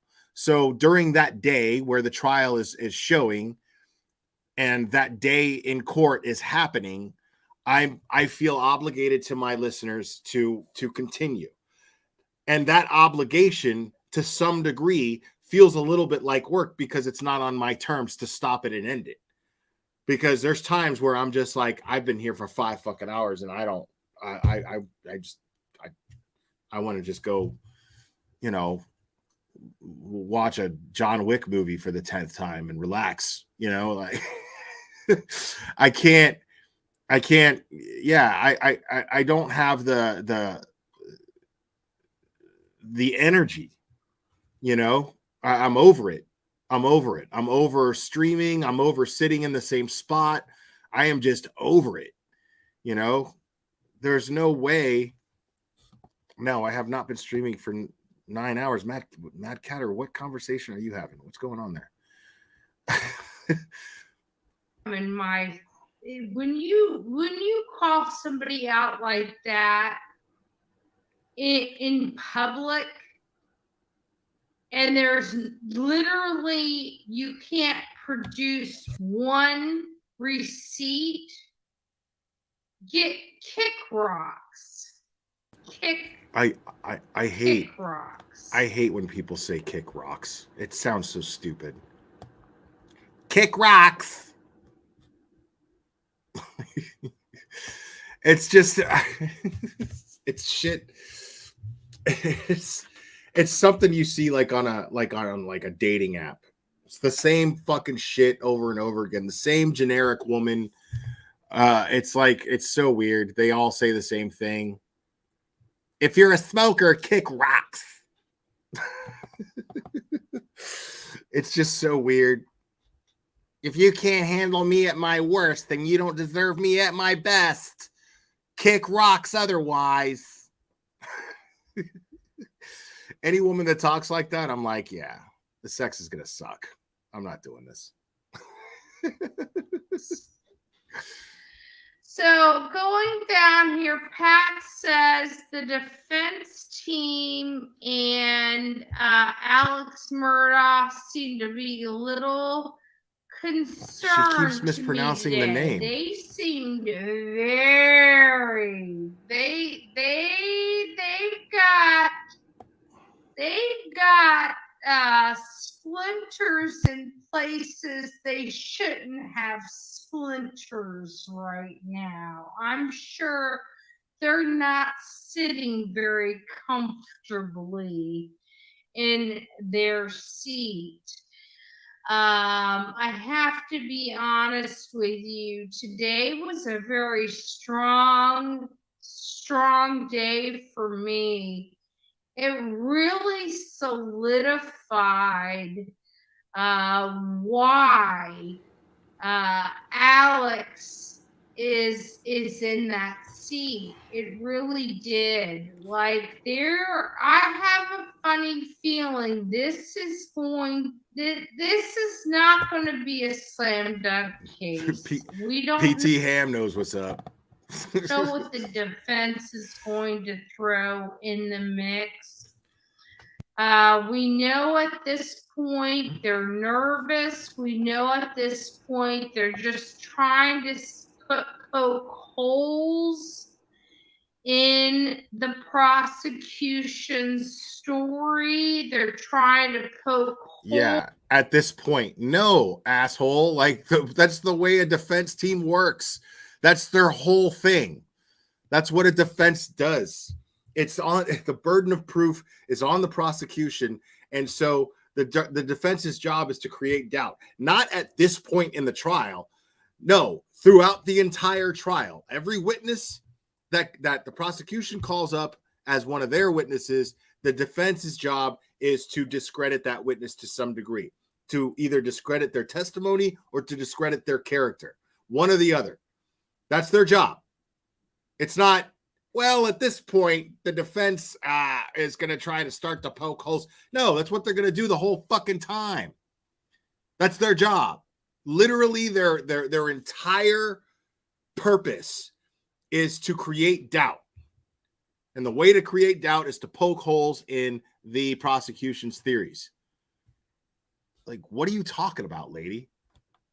Holes in the truth. They're trying to do everything they can.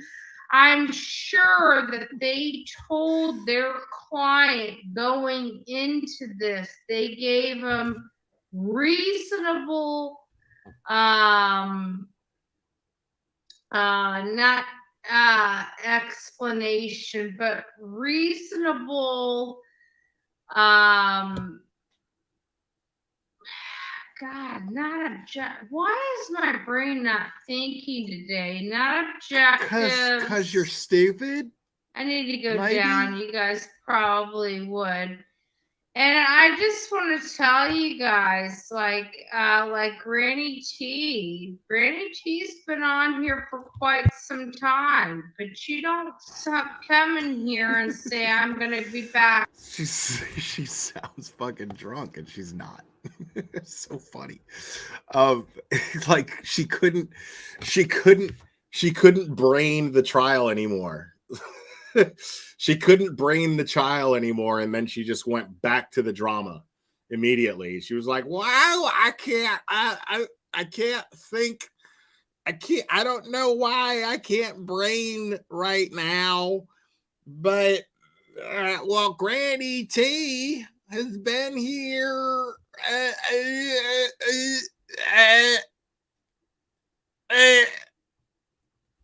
Back when the drama's over and give me hugs and kisses and leave. Like, just leave. Don't, when I'm this hot, you really don't want to poke the bear because Granny T just got blocked. And that's a point. Like, don't poke the bear. When I'm this hot and somebody comes in here, you don't want to poke the bear. You don't want to poke the bear. You don't want to poke the bear. So we got Pebbles says, Betty, I sent you a video of AM that Brian put up in I thought so 5 too, PT Ham. parts. Thank you. I thought so too. I'll look at that in just a second. We'll roll through with that in just a second. I think the Y'all are killing me in the prosecutor chat right now. witnesses are strong and gave great testimony. Absolutely. And they did not sway. They were peppered, like some of them were insulted, demeaned, condescended. It's a big word for you, They Betty. kept a calm, they were cool as a cucumber, clearly seasoned in giving testimony. Yeah. So they were able to take those insults and blow them off as they were giving their testimony. That's their job. Because, you know, the truth is just truth no matter how you say it. You can be angry when you say it. You can be kind when you say it. But the truth is the truth no matter how you say it. No, not necessarily. See, somebody with anger issues would think so, sure. Someone like you. But well, yes, condescended to is a term, yes. Someone with anger issues, sure, would say something like, it doesn't matter, the truth is the truth. But no, a jury looks at someone behaving a certain way on the stand that affects how the jury takes that information, how that information is delivered, how much emotion and what kind of emotion is involved in that testimony, and the delivery of that testimony absolutely matters. So you're out of your mind if you sit here and if you honestly think that the truth, no matter how you say it, is the truth, and that is always going to, you know, it's no, not necessarily. Because a defense attorney, if let's just say the prosecution, gets somebody on the stand and that person just starts getting super emotional and starts yelling and screaming, blah, blah, blah, blah. You don't think that part of a defense attorney's job in cross-examination is to use that to some degree, to start asking questions that's going to somehow poke the bear, as you like to put it, and get them riled up so that their credibility is diminished in the eyes of the jury? Like, that's the defense's job. What are you talking about? So I really think that this is, and I love the fact that we found out up front that Colton County sheriff is like, whoa, this is a Murdaugh. We've got a major problem. I thought it was Low County. I thought it was Low County, Betty. Here, we cannot take this case. They saw that conflict of interest and they immediately rectified it by calling in SLED. That was their saving grace. I guarantee if Colton County chose to run this investigation, Chaotic artist Anita Sparrow, thank you so much. BHB makes me feel condiated and in an emaciated sort of irrationated feel, Glare. Thank you. You just expanded my vocabulary. Themselves, we would be up against a whole different obstacles. Somebody in that department had the fortitude to know that this is not going to turn out the way it's supposed to turn out. They already knew that there was some major issues here. Law enforcement, whether Barney Fife or not, Barney Fife still have brains in their head. And no matter how country you are, doesn't mean you're stupid as the dirt you walk on. Wow. Wow. So let's just insult the law enforcement agents who actually built this case against this guy for being Southern. That's smart. That's real smart, Betty. And these people were smart enough to know that there's a conflict of interest here.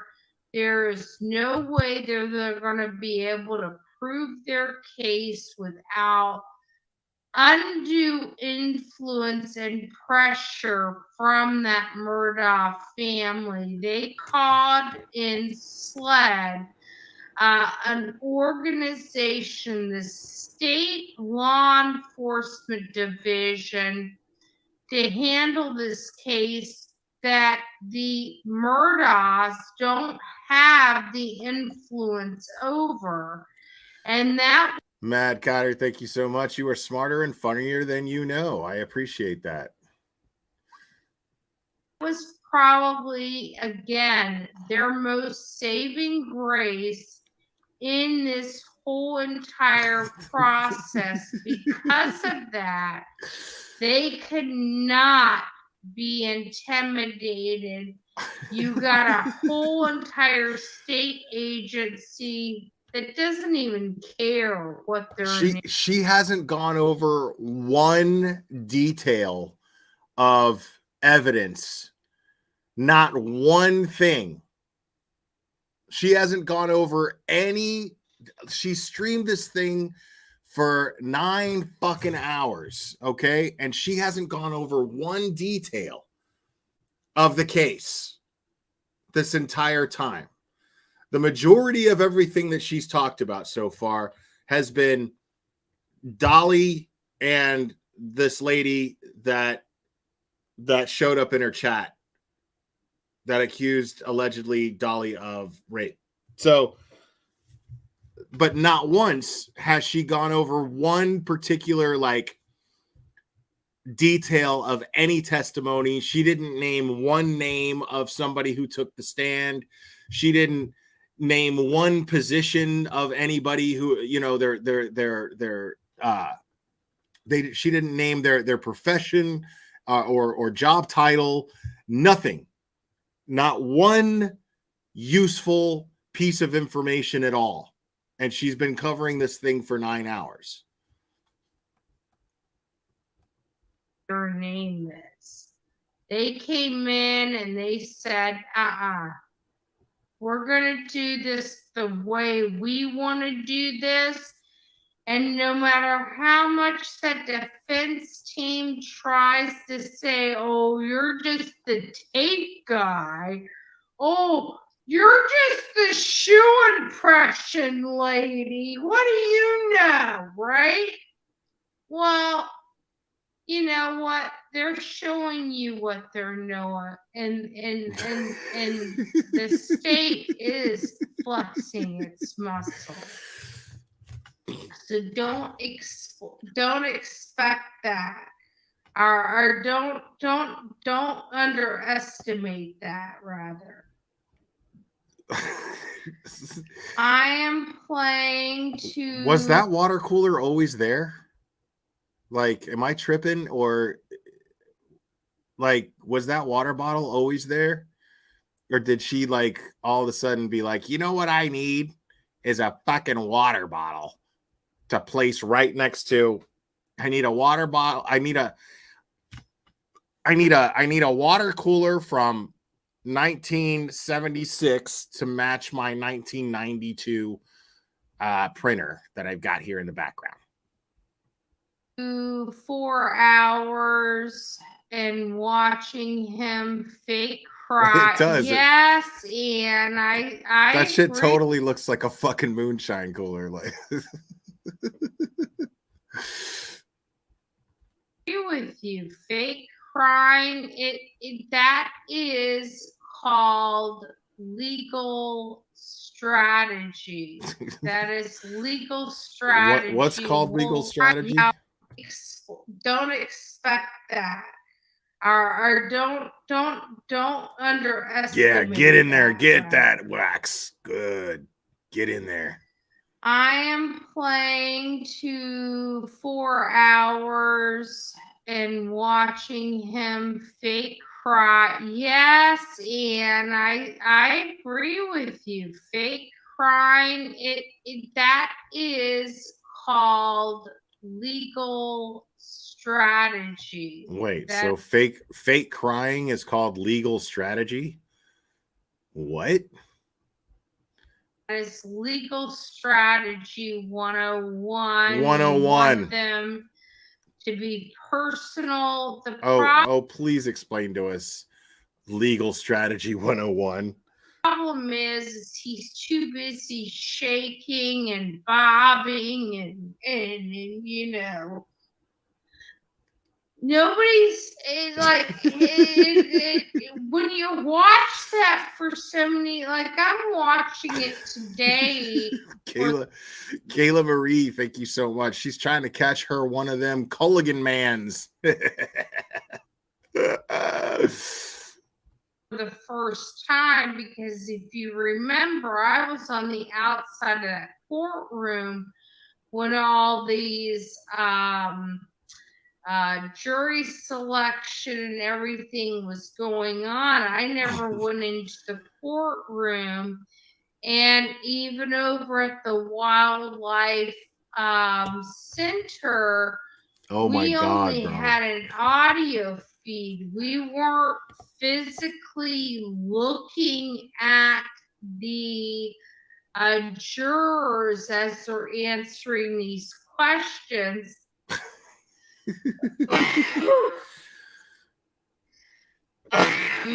But I can honestly these questions.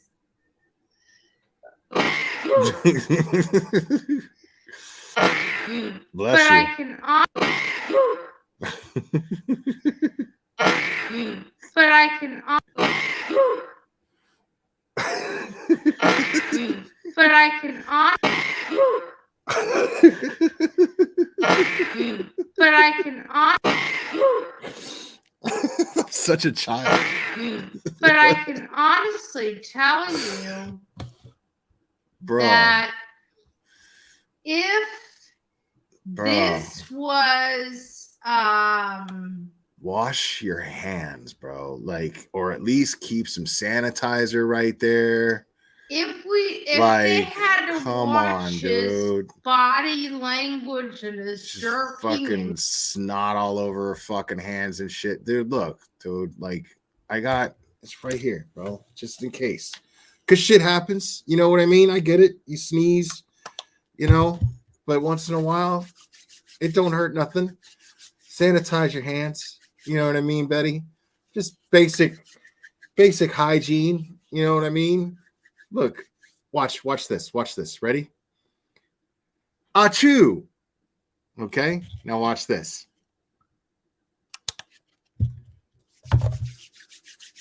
Huh? It's a thing. You know what I mean? Check it. Ta-da! It's amazing. It's amazing. Patient zero. Stop. and Yankee. That's so distracting. You know, him acting like he's crying. And like I said, there's only one time I saw his face get red. But, you know, he's down here doing this. And it's like, dude, really? save your crocodile tears, because the graphic nature of what those jurors had to see, if you're not bawling and doubled over, cradling like a baby, I'm sorry, you've got no heart, you got no soul. It's like, seriously, dude, look, I've got a fucking pile, bro. Look at this. I got a pile of fucking paper towels right here, just in case I got a fucking sneeze, dude. Like, it happens. I'm not faulting anybody for sneezing, but normally, dude, this is what happens if I got a sneeze. You guys see me all the time. Look, boom. And then I mute. And I do what I got to do, sanitize my hands, and I come back. It's real easy. It's like, it's called not being a fucking cochina, dude. Like, don't be a fucking cochina. That shit is gross. You've already sealed your fate. Just quit fake crying. Act like a man. You know? Act like a man. You had no problem looking at your wife and son in that condition that day. Why is it so hard for you to look at them again today? Because he's pleading not guilty.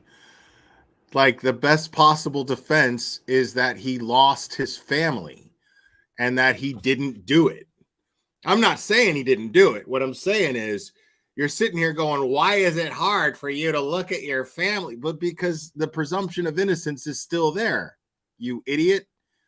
The presumption of innocence is there. And so, since the presumption of innocence is still there, the best, as you put it, legal strategy is to cry when you see photographs of the family that you were accused of killing that's no longer with you, but you're saying that you didn't do it.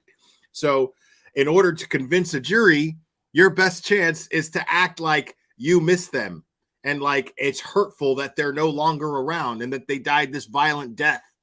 That's what you do.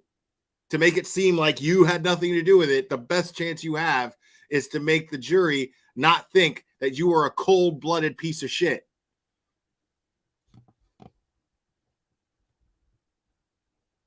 Take that garbage elsewhere.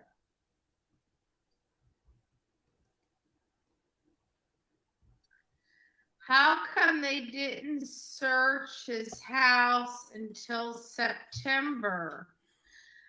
They did search the house. If you guys recall from Listen how stupid their audience is. Look at how dumb her audience is. Like, somebody in her audience was like, why didn't they search the house? Of course they fucking searched the house. What are you talking about?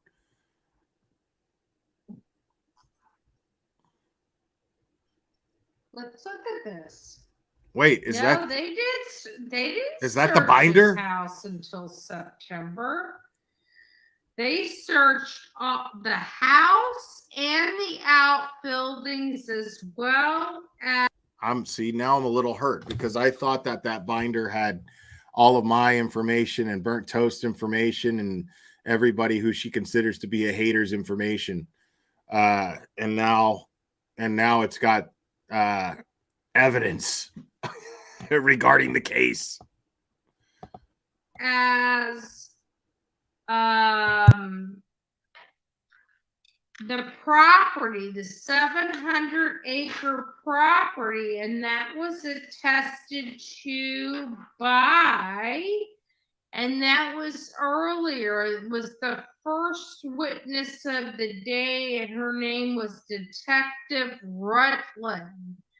Detective Rutland is the one that prepared the subpoena, because even the defense said, well, he gave you permission to search the property. Why'd you have to go and get the search warrant? I mean, this is a pretty broad search warrant. And it discovered. I wrote it down here. Oh my God, dude.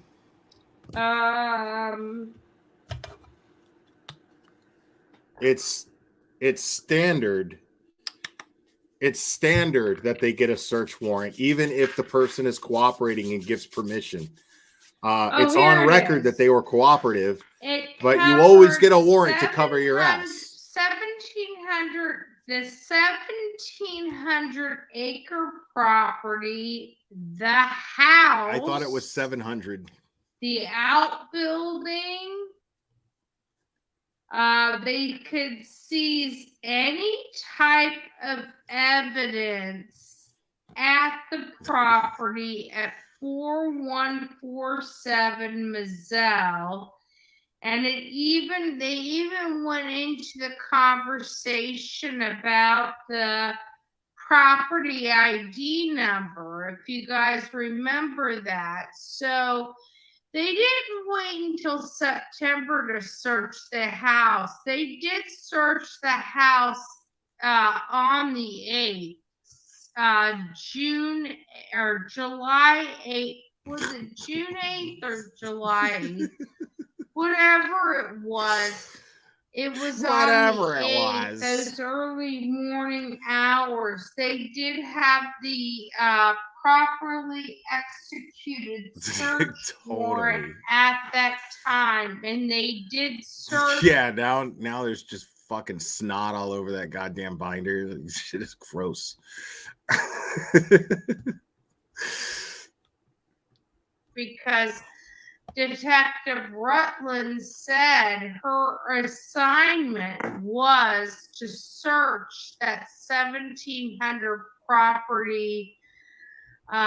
acre property on her ATV. She kept calling it a UTV, all-terrain vehicle. Okay, well, all-terrain vehicle starts with an A, honey. So she put UTV in her notes. Like, I love how she likes to like correct people with spelling. Just look at her face, bro. This is the person correcting people on spelling, and she can't even pronounce the defendant's name properly. Like 9 hours of covering this trial all day long, and she can't even like listen and pronounce the names properly. It kills me, dude. Kills me.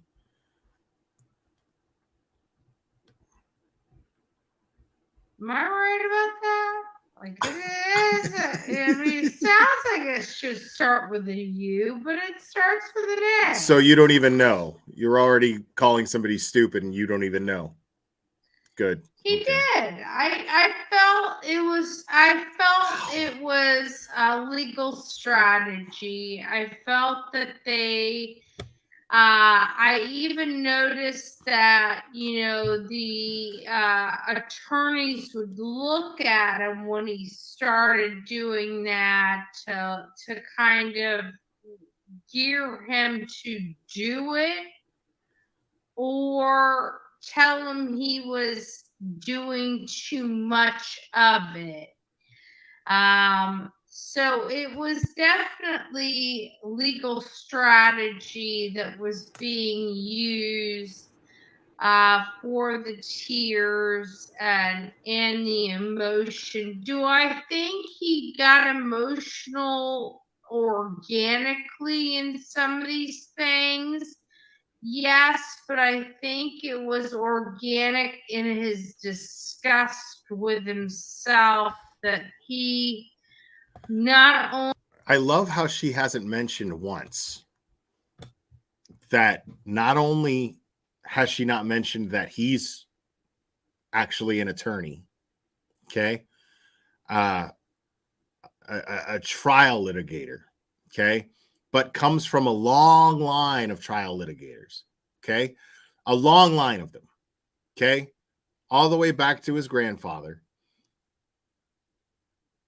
She hasn't even mentioned that. That's the most telling thing. Okay. If this dude is sitting there and he's putting on an act, and he's sitting here going, well, you know, I got to show emotion for this and I got to do that. Of course, that's strategy, because he knows exactly what a jury is going to be looking at. And that's the one thing that I would be focused on. If I'm covering the trial and I'm sitting here looking at him be emotional, I'm going to look at whether or not that's being genuine or not. But I'm also going to take into consideration, mostly what I'm going to take into consideration is the fact that he is an attorney, an experienced trial attorney, as well as his father being one, as well as his grandfather being one. Supposedly his grandfather, the story is that his grandfather was a really dramatic one. I think it even goes back to his great grandfather. I could be wrong about that. But his grandfather was a really, like, he had a flair for the dramatics, and he would get really, really visual for the jury. Like this family is, if they did anything, and if they had an expertise in anything, it was putting on a show in court. So it's just funny to me that she's not even factoring this in at all. I mean, bro. Tahiti, Arizona, thank you for the super sticker. I appreciate that. Not only did this, but he has been you guys have like doing. You guys have like gold of just a gold mine today of screenshots for my pause game. Yeah, he was caught with his hand in the cookie jar. And so I really do think that was, yeah, ARV, yeah. Defense lawyers are trying to throw shade on law. Of course they are. Yeah, I know what you meant. I know.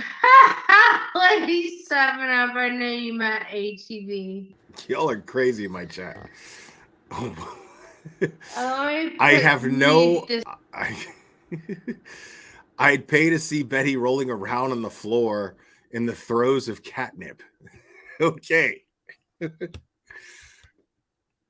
gross. So you guys don't hear me. I put mute this so you guys don't hear me blow my nose, but bruh. Wow. Yeah, get in there. Get in there. Get that. Ugh. Come on. They had sanitize. The strongest witnesses that they had. Oh God, bro. Jesus Christ. Detective Rutland, and I didn't catch this sled detective's name. But I believe, and she was the foot impression and tire impression so nasty, expertise lady that went through this entire process. I really do believe she did a great job. I think she was the strongest of all the witnesses today. The other one, like the one I can't pronounce, Serial. I love timing this asshole out. Her name was the second witness. I know.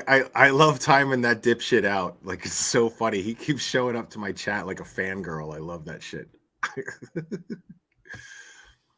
Am I a germaphobe? No, I'm not. I'm honestly not a germaphobe at all. But dude, I mean, I was fucking raised with basic hygiene habits, man. You know what I mean? Like, if you fucking sneeze, you know, like you wash your hands. If you can't wash your hands, you keep a bottle of hand sanitizer handy near you. You know what I mean? Blow your nose, and what the fuck makes you think people want to watch you blow your nose and dig into it?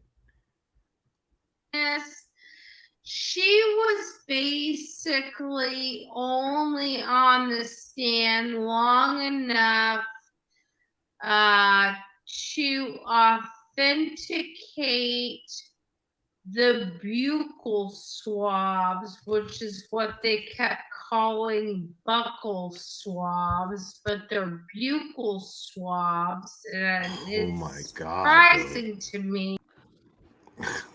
Okay.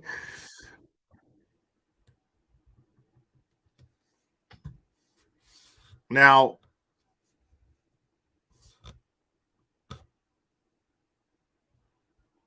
just hold on.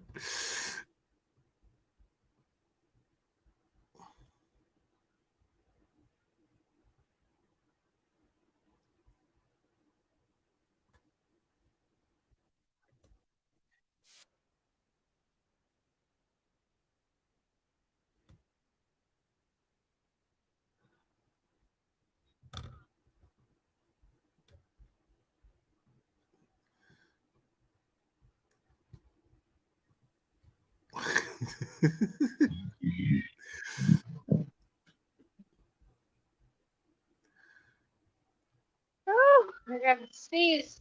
Here we go.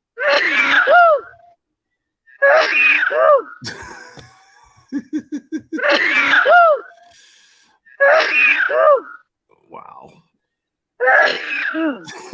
Lord have mercy. Lord have mercy. Good morning, everyone. I'm gonna wait until a few people jump in.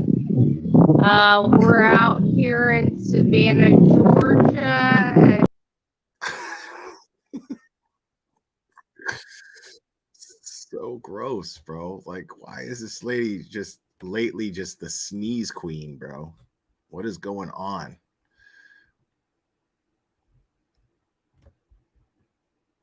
Now, let's go over this shit. This is some infuriating shit, but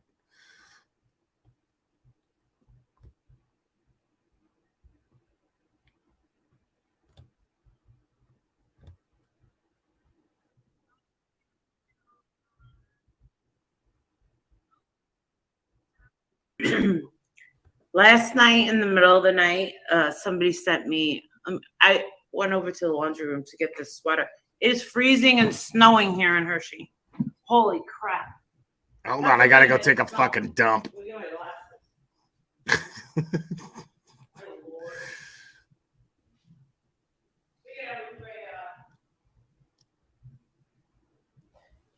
They're like, you should be more,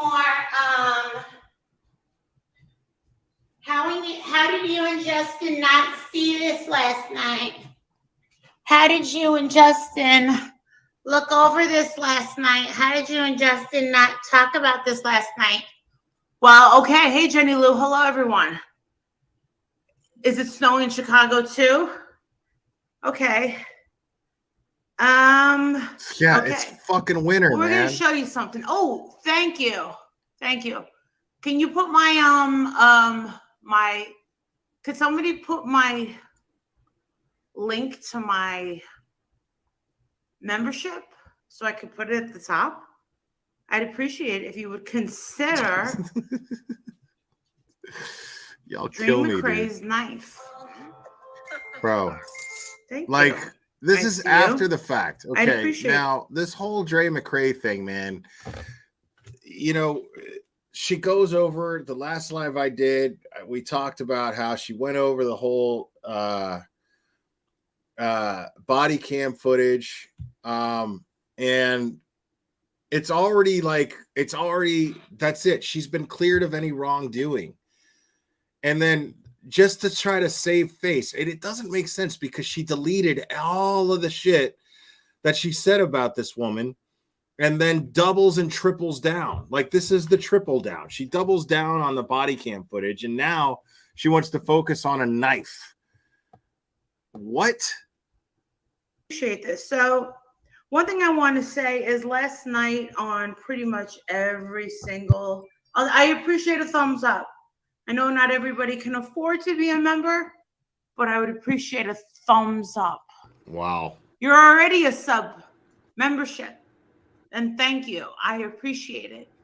How about this? Last night on every single Bro, like I just don't understand the audacity of like asking people to fucking become members. You know, like straight up, like be a member, be a member, be a member. Like it's so fucking ridiculous, dude. I just don't understand that. platform that any sort of social media that I have. Hello, everyone. A lot of people reached out and said, thank you for showing, this very emotionally charged video of this police dash cam, body cam footage. Jesus, dude. Hey, Jessica, how are you? Haven't seen you in ages. Hey, Danny. Oh, wow. Look, everybody's coming back. Love it. I like seeing all you guys again. A lot of you are really, really upset by what you saw last night. And I don't think I was really that upset and shocked by anything. Well, that's because you have no but soul. A lot of people were.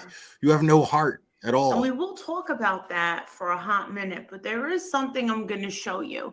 Remember last night they were saying, we didn't see any knife. We didn't see any knife. We didn't see any knife. Well, check this out. Who cares if even she had Bullhorn Betty knife? Was like, look, what did that? Well, check this out. Check this out. What is that? What is that? What is what? Oh, Acid Groove. What is that? What in tarnation? What in tarnation is that? Did she use, what the hell is that? Is that a type of sword? What the fuck? That's probably That's some Walking Dead shit right there. Like, to try to make something out of that is fucking asinine. It's ridiculous. For all we know, that belonged to Marvon. Like, it's sitting there, like sitting in a corner doing nothing. Why is that somehow suspicious? Like, so I guess the guys from Step Brothers are murderers, right? They're murderers because they have samurai swords that they play with and collect. Is that the logic here? What the fuck are you talking about? Because there's a fucking sword back there. Like, this is where she's talking about right here. I don't know if you can see my cursor, but like, it's back here, like behind a fucking vacuum that hasn't been touched God knows how long. This guy's a former Marine, okay? This guy's a former Marine. It's clearly his shit. Like, you think that Drea is over here beating up on this torso that's designed to practice martial arts moves on? Like, that's Drea's? Not the Marines. No, not the Marines. It's the wife's, right? So I guess the sword must be the wife's. And who cares if it's hers? Who gives a fuck? Right? Let's go. Let's move in on that. Okay? So if I go over to this, can I move in? Playback, download. Look at that. Boom. Look at that. Is that the knife? What knife? Tell me that cop and us didn't overlook that.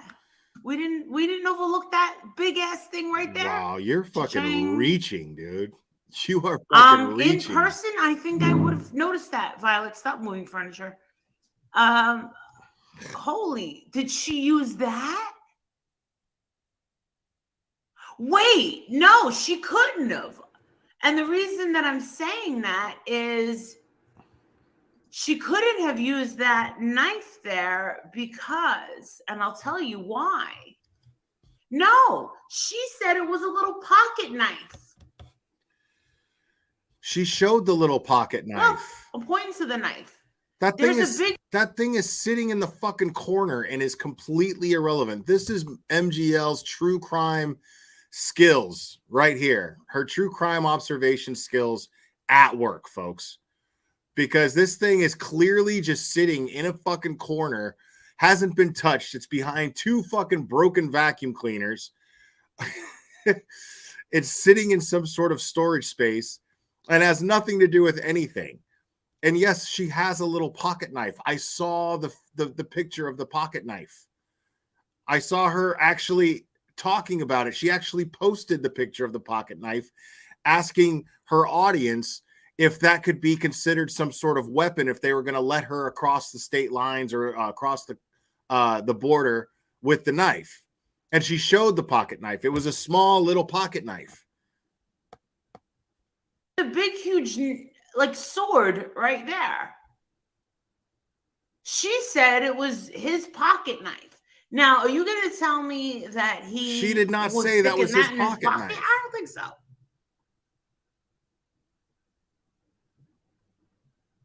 What the fuck Yeah, are you she talking said about? it was a pocket. That's a tree limb trimmer. Yeah. She said his big knife, he just sharpened or something like that. I remember her saying pocket knife. So, whatever the case, dude, it was nice to have the support of Miss Letitia Bias last night. It was nice to have the support. I don't understand. Like, Miss Wynette, the family. She's sitting there looking for anything. She's so fucking desperate to save some sort of face after making a complete ass of herself, right? That she's like looking for any little detail, any little clue that she can use, not to make her argument valid, but to twist things that much more. That's literally all that she's doing. She's just trying to twist things more. And then she picks out this thing. I mean, dude, you walk into somebody's storage shed, dude, you're going to find sharp objects. Maybe a knife, maybe a sword. Who the fuck knows? Whatever the fuck that people collect or they're into. I wouldn't be surprised if a Marine had some sort of sword. Now, so apparently this thing is, somebody in her chat said something about it being something for trees. Probably.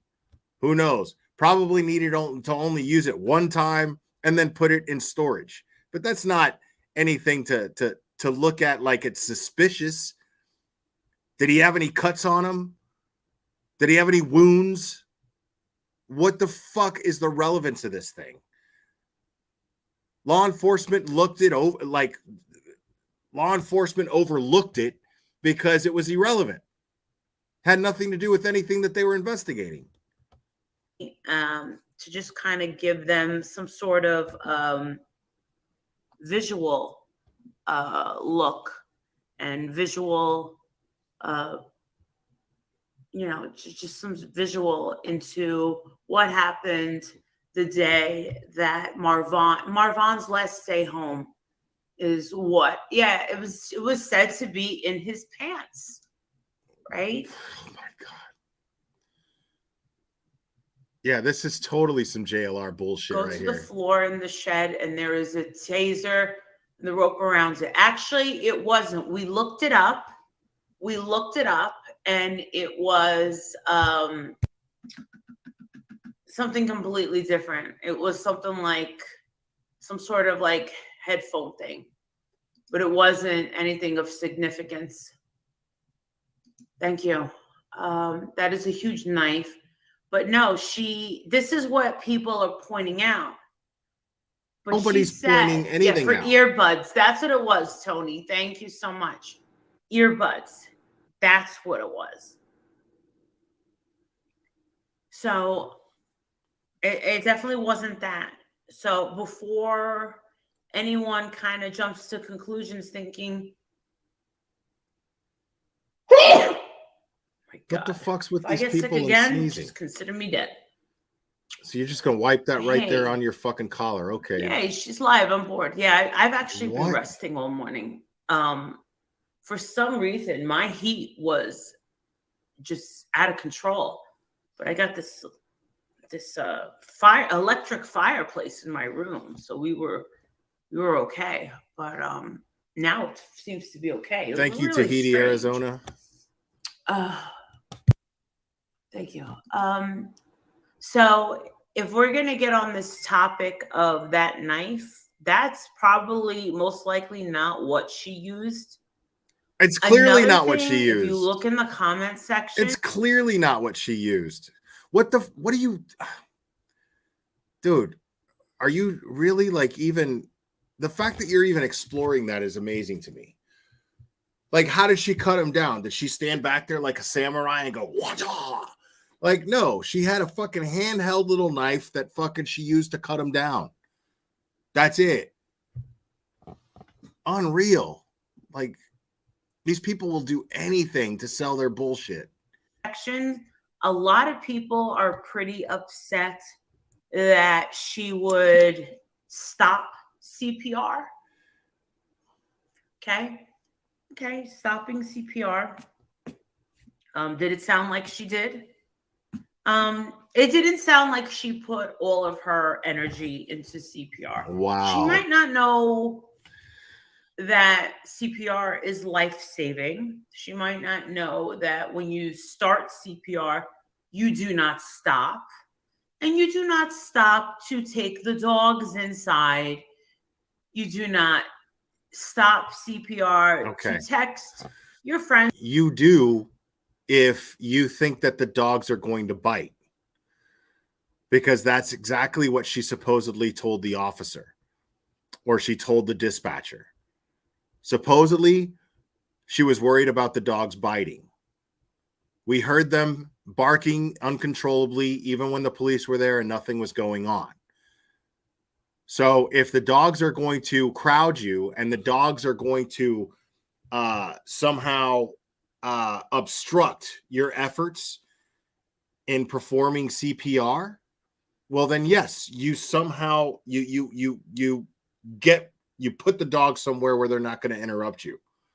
Because what good are you going to be able to do the person that you're performing CPR on if you've got dogs getting in the way and obstructing your efforts?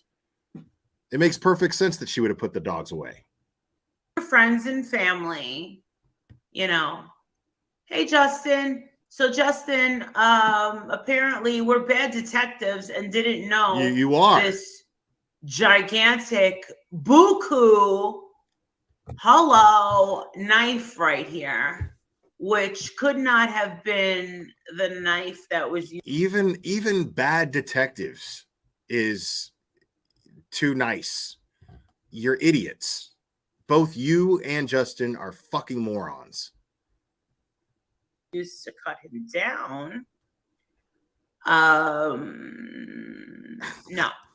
Also, the crazy McMuffin, Michelle, the rope expert, decided to jump on a panel from what I was just told to say, haha, I was right.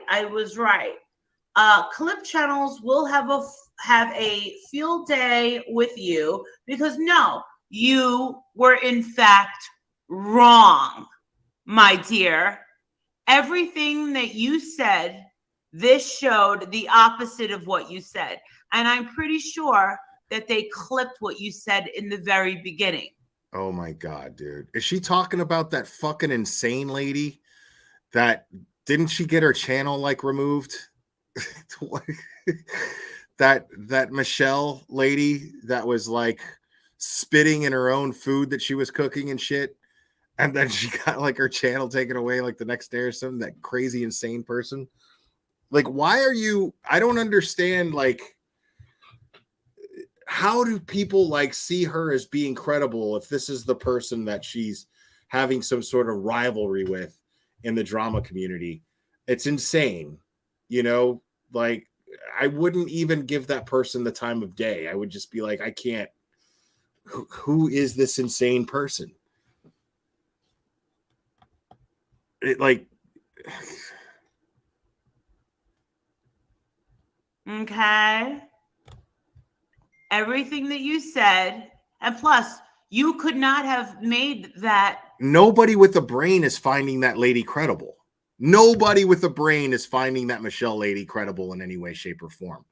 Like, this is your worthy adversary, MGL, for you to kick up drama in the drama community. That's your counterpart. That's your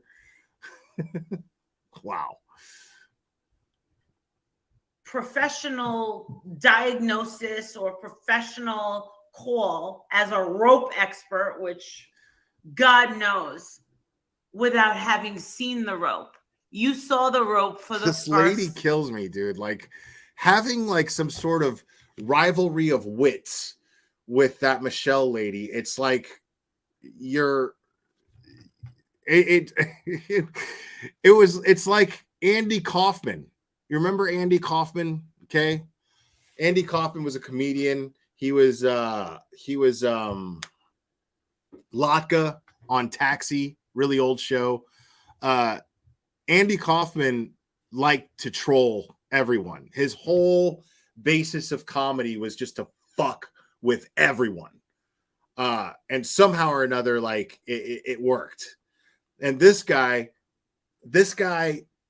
went through this whole thing. He created this whole elaborate troll on the entire public where he teamed up and he created a fake rivalry with Jerry the King Lawler, right?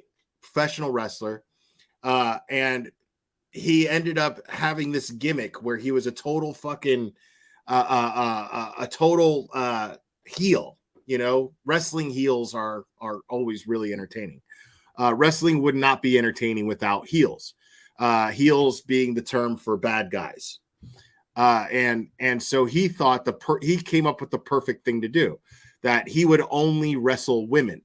Okay.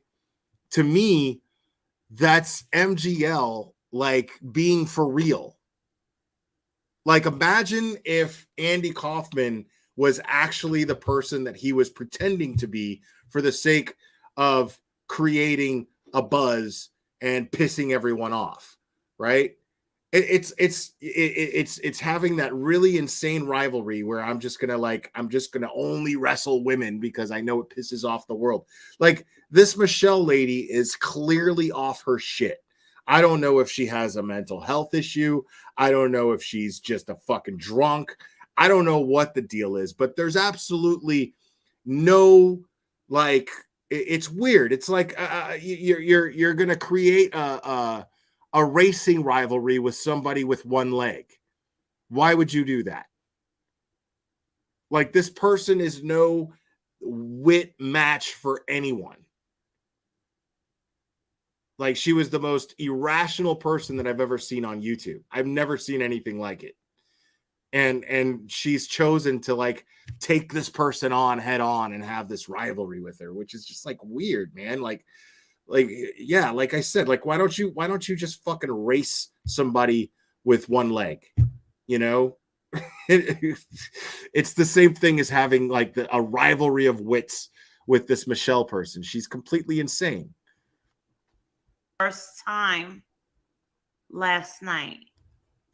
So please stop trying to make yourself relevant as this rope expert. You were wrong. And please leave this case alone. You have nothing to offer it. You don't care about this man. You don't care about these children. Please leave it alone. You don't even care about the rope. Okay? take a seat in the corner, wherever you're at, and just settle down. The fact that you would want attention at this point in time and then say the complete opposite of what you said before and now have the audacity to say, I was right. Now, I didn't hear your words. I don't know where you said them. Don't care. But sit down. Sit down. This is why people don't take you seriously. It's because you lie constantly. That's why people don't like you. It's because you lie constantly. And just remember, people are recording your lies. That's why people cannot get on board with you. So quit lying. You'll never stop. And that's why you will never be successful in this forum ever. Oh, is that what happened? Oh, she did. Okay. All right. Good. Good on her. So funny. Okay.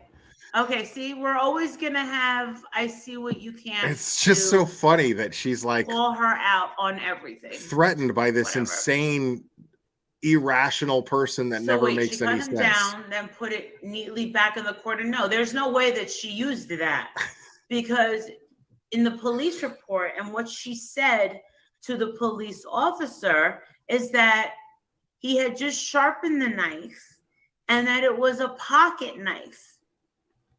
Which, yeah. I don't think that Marvon McCray was walking around with this big thing in his pocket. You think?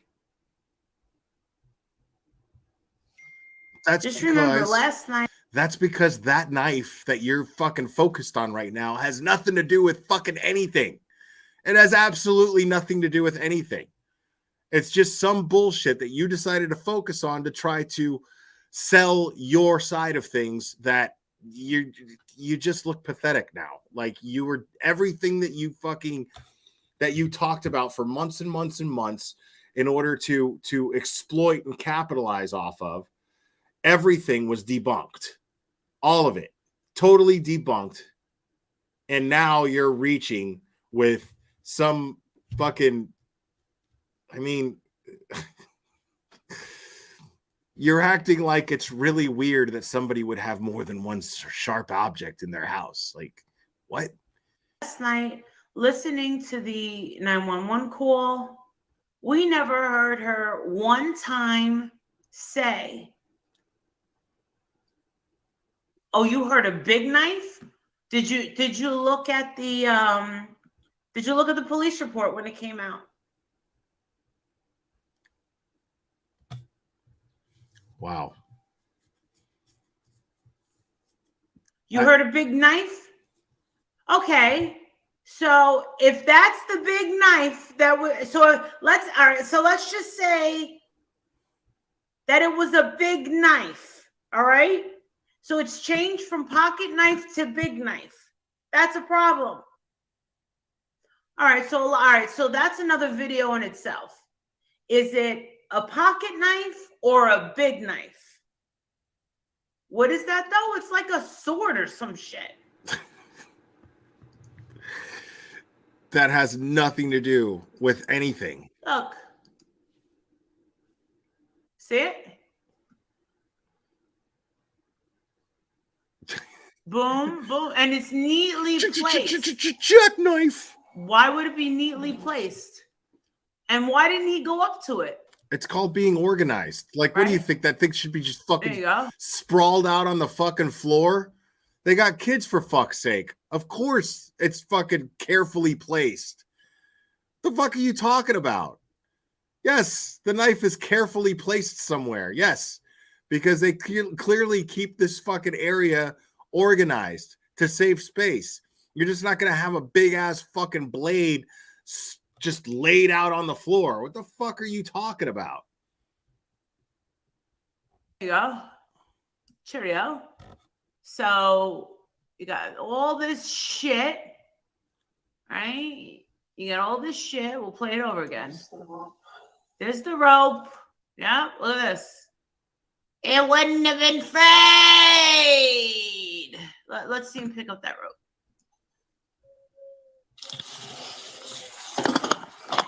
Come on, pick up the rope, buddy.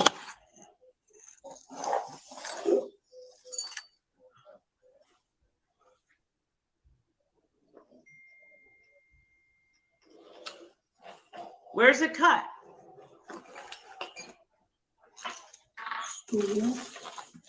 Look at that. And undisturbed. Look at that. This is my point right here. Wow. This crust right here. The dirt. All this dirt right here. That's bird shit. This crusty, nasty, chunky piece of dirt looks completely undisturbed. Dude, it's bird shit. It's bird shit. That doesn't mean anything. So what if it's undisturbed? What the fuck are you talking about? Why? I don't know. That's called forensics, people. You don't know. Exactly. But they got a pulse. Yeah. So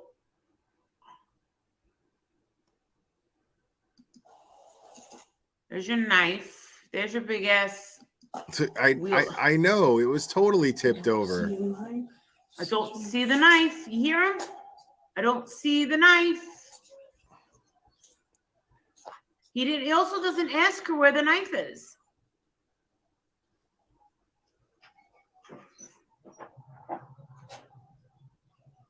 I don't see the knife. I don't see the knife. I don't see the knife. I don't see the knife. That's what he's saying.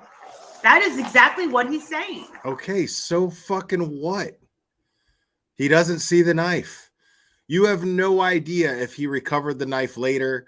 You have no fucking idea what happened with the knife or where she put it or what. She could have walked away with it. She could have had it on her. You have no fucking idea. Right? I don't see the knife. I don't see the knife. They got a pulse, right? Exactly, Rachel. Right? But with her rambling on, right?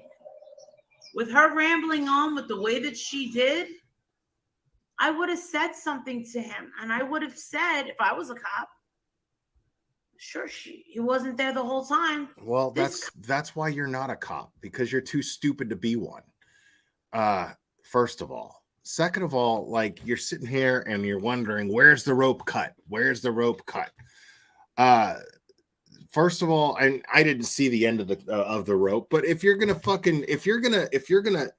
cut someone down with a knife, okay, that means that it's being stretched. Now, if you cut it with scissors, it's gonna have a clean cut. Sure, if you're gonna cut it with shears or scissors or something to that effect. But even a rope that thick, a regular pair of scissors, even household scissors, is not going to cut that thing clean and easy. Okay? No matter what's going to happen, that rope is going to be frayed. There's going to be fray. You're going to get any angle you can to cut it. And if it's a knife, you're sawing it. You know? So, yes, the guy, as far as I know, Big Boy, he's alive. He's in a coma, completely brain dead from what I understand. But you know, breathing. But I don't really know. This cop would have told this other woman, you know, we have to take her in. What do you She's mean? Totally blaming him. That was the worst thing about sitting through this video, in my opinion. Everyone has their own opinions or their own perception about what she was saying. Okay? Just remember. And there's one thing that we need to talk about, because a lot of people are talking about, oh, well, if Marvon's still alive, then she could still collect the checks. All right, listen. Whatever money she is getting and is going through her bank accounts, whether it be through social media, whether it be through the jewelry paparazzi, whether it be because of her husband, that's none of our business. Damn right it's not. When are people going to understand that other people's finances are not your business? But now all of a sudden you say that, when for months and months and months you were acting like that was motive to hurt him in some way. that she was always after his money and his, oh my God, dude. Unless you're Bernie Madoff and you've got some sort of vested interest, it's not your business. Oh, she's just trying to walk back what she was saying before. Everybody's so concerned about where her money's coming from, trying to stop her money. She's still got to feed those kids and keep a roof over those kids. You don't know exactly what really happened and what intention was there. Like, she's just talking out of her ass at this point. So now, I mean, we went straight from, well, where's the knife? This is all suspicious. The stool has all this crud on it that looks undisturbed. This is all suspicious. But now it's, hey, wait a minute. Their finances is none of your business. That doesn't mean anything. The finances is none of your business. She has all these kids to support. Oh my God. Like, what are you saying here?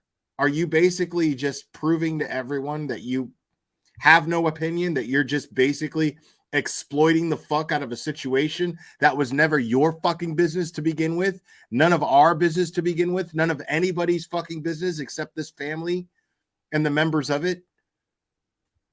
I mean, you're proving this by just sitting here and backpedaling and switching back and forth.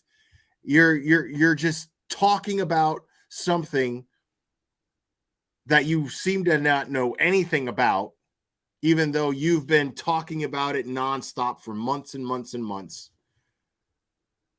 and collecting money over it. And now, I mean, it makes no sense.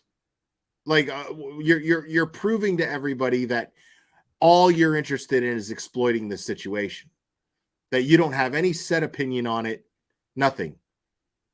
You just want something to talk about. Showing this fucking, this long blade that's sitting in the corner as some sort of thing to ponder over and be suspicious about. It's not, there's nothing suspicious about it.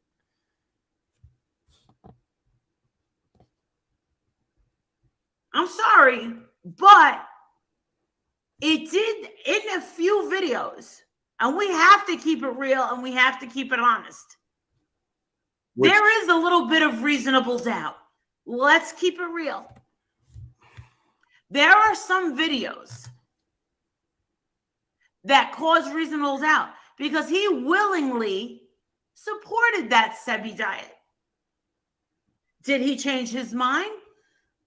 See, this is what she's talking about. She's referring to this. This is why she sucks at true crime. Okay.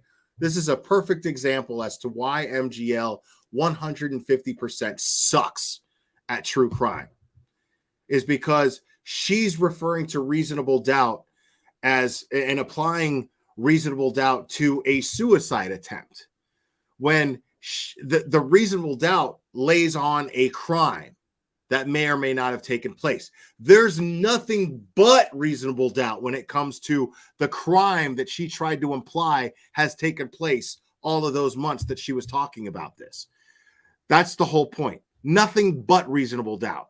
No reason to absolutely feel like there was a crime that took place. The whole time I'm looking at this and I was going, I don't see a crime. I don't even see a motive for a crime. I don't see anything that even remotely resembles a crime. Nothing. And so now she's saying, well, you got to admit there's reasonable doubt for a suicide. No, there's not actually. There's not. You got to admit there's some reasonable doubt. No, reasonable doubt does not apply to something that wasn't a crime. Yes. Did he willingly take that cray? Yes. Did he change his mind? Yes. And why is she saying cray? Like kratom's a fucking street drug. Did she take the cray? It's a fucking like you buy the shit. It's a fucking herb. Buy the shit at the fucking CBD store. Sorry. Think about it. Maybe her intentions weren't to hurt him or hurt her family. Maybe she didn't think that she was going to rot her body to a point where she was going to look the way she does now. What's wrong with the way she looks Actually, now? we don't know what she looks like now. Maybe she's back to, you know what? How about I just go vegan? Or how about I just be a vegetarian? The fuck does that have Maybe to do with she anything? put a little weight back on her. Maybe she's not eating weird shit anymore. Maybe her hair is growing back. Bro. Hey, somebody said yesterday in the comment section that they could look at the comments. Someone put it in there. Oh, yeah, she's dating a guy. Hey, maybe her hair's growing back. Who cares? How is any of that relevant to Can anything? we stop her from having a life? Her best life? God, dude. She said in the way beginning, I'm living my best life. Well, you got a new man. You got the husband. If she's up in Tucson, if she's not down there, right? I think anything's better than, Yeah. People, I mean, if that just doesn't prove to you right there that she is 100% completely full of shit and has nothing to back up any type of theories that she may have had in the past, she was up there right there. She goes live because she saw a blade in a storage shed, like, and decides to speak nothing but dribble all around it, simply proving that nothing that she's ever said regarding this case has ever had any substance at all whatsoever. All of it completely disproven. She provided the proof herself. Nobody else played that fucking that body cam footage. She provided the body cam footage and went over it. She's the one proving it. She disproved all of her own efforts. And this is after the fact that this official police report comes out.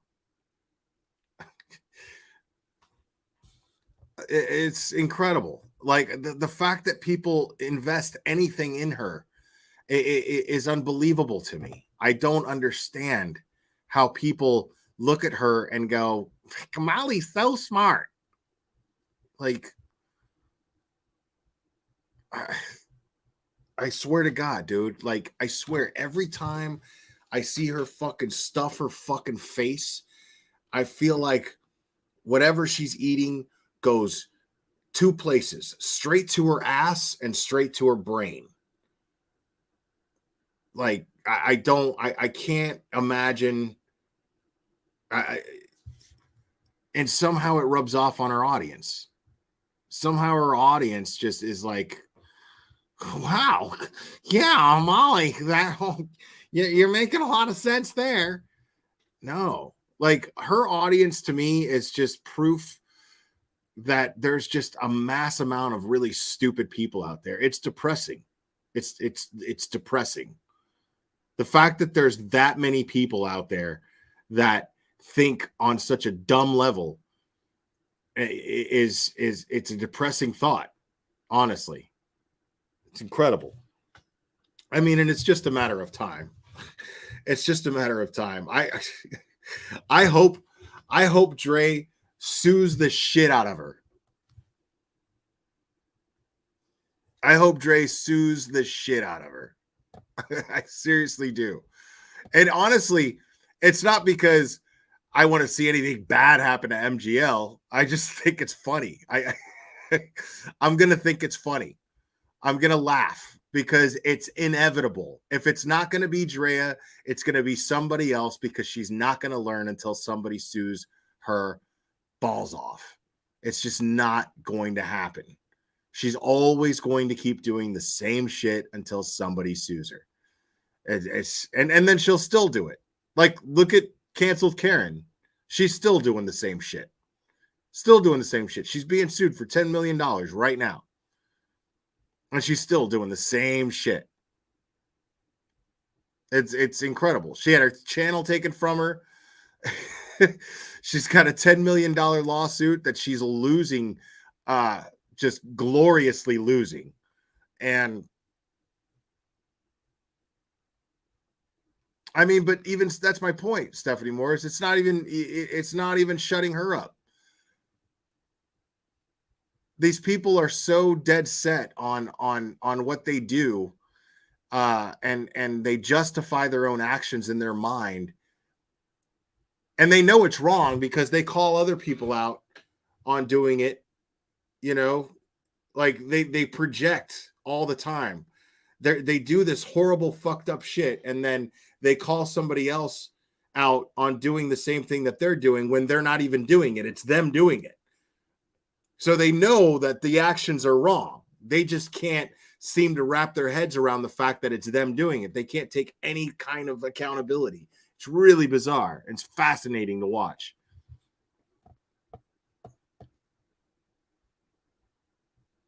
But anyways, guys, I'm going to wrap this up.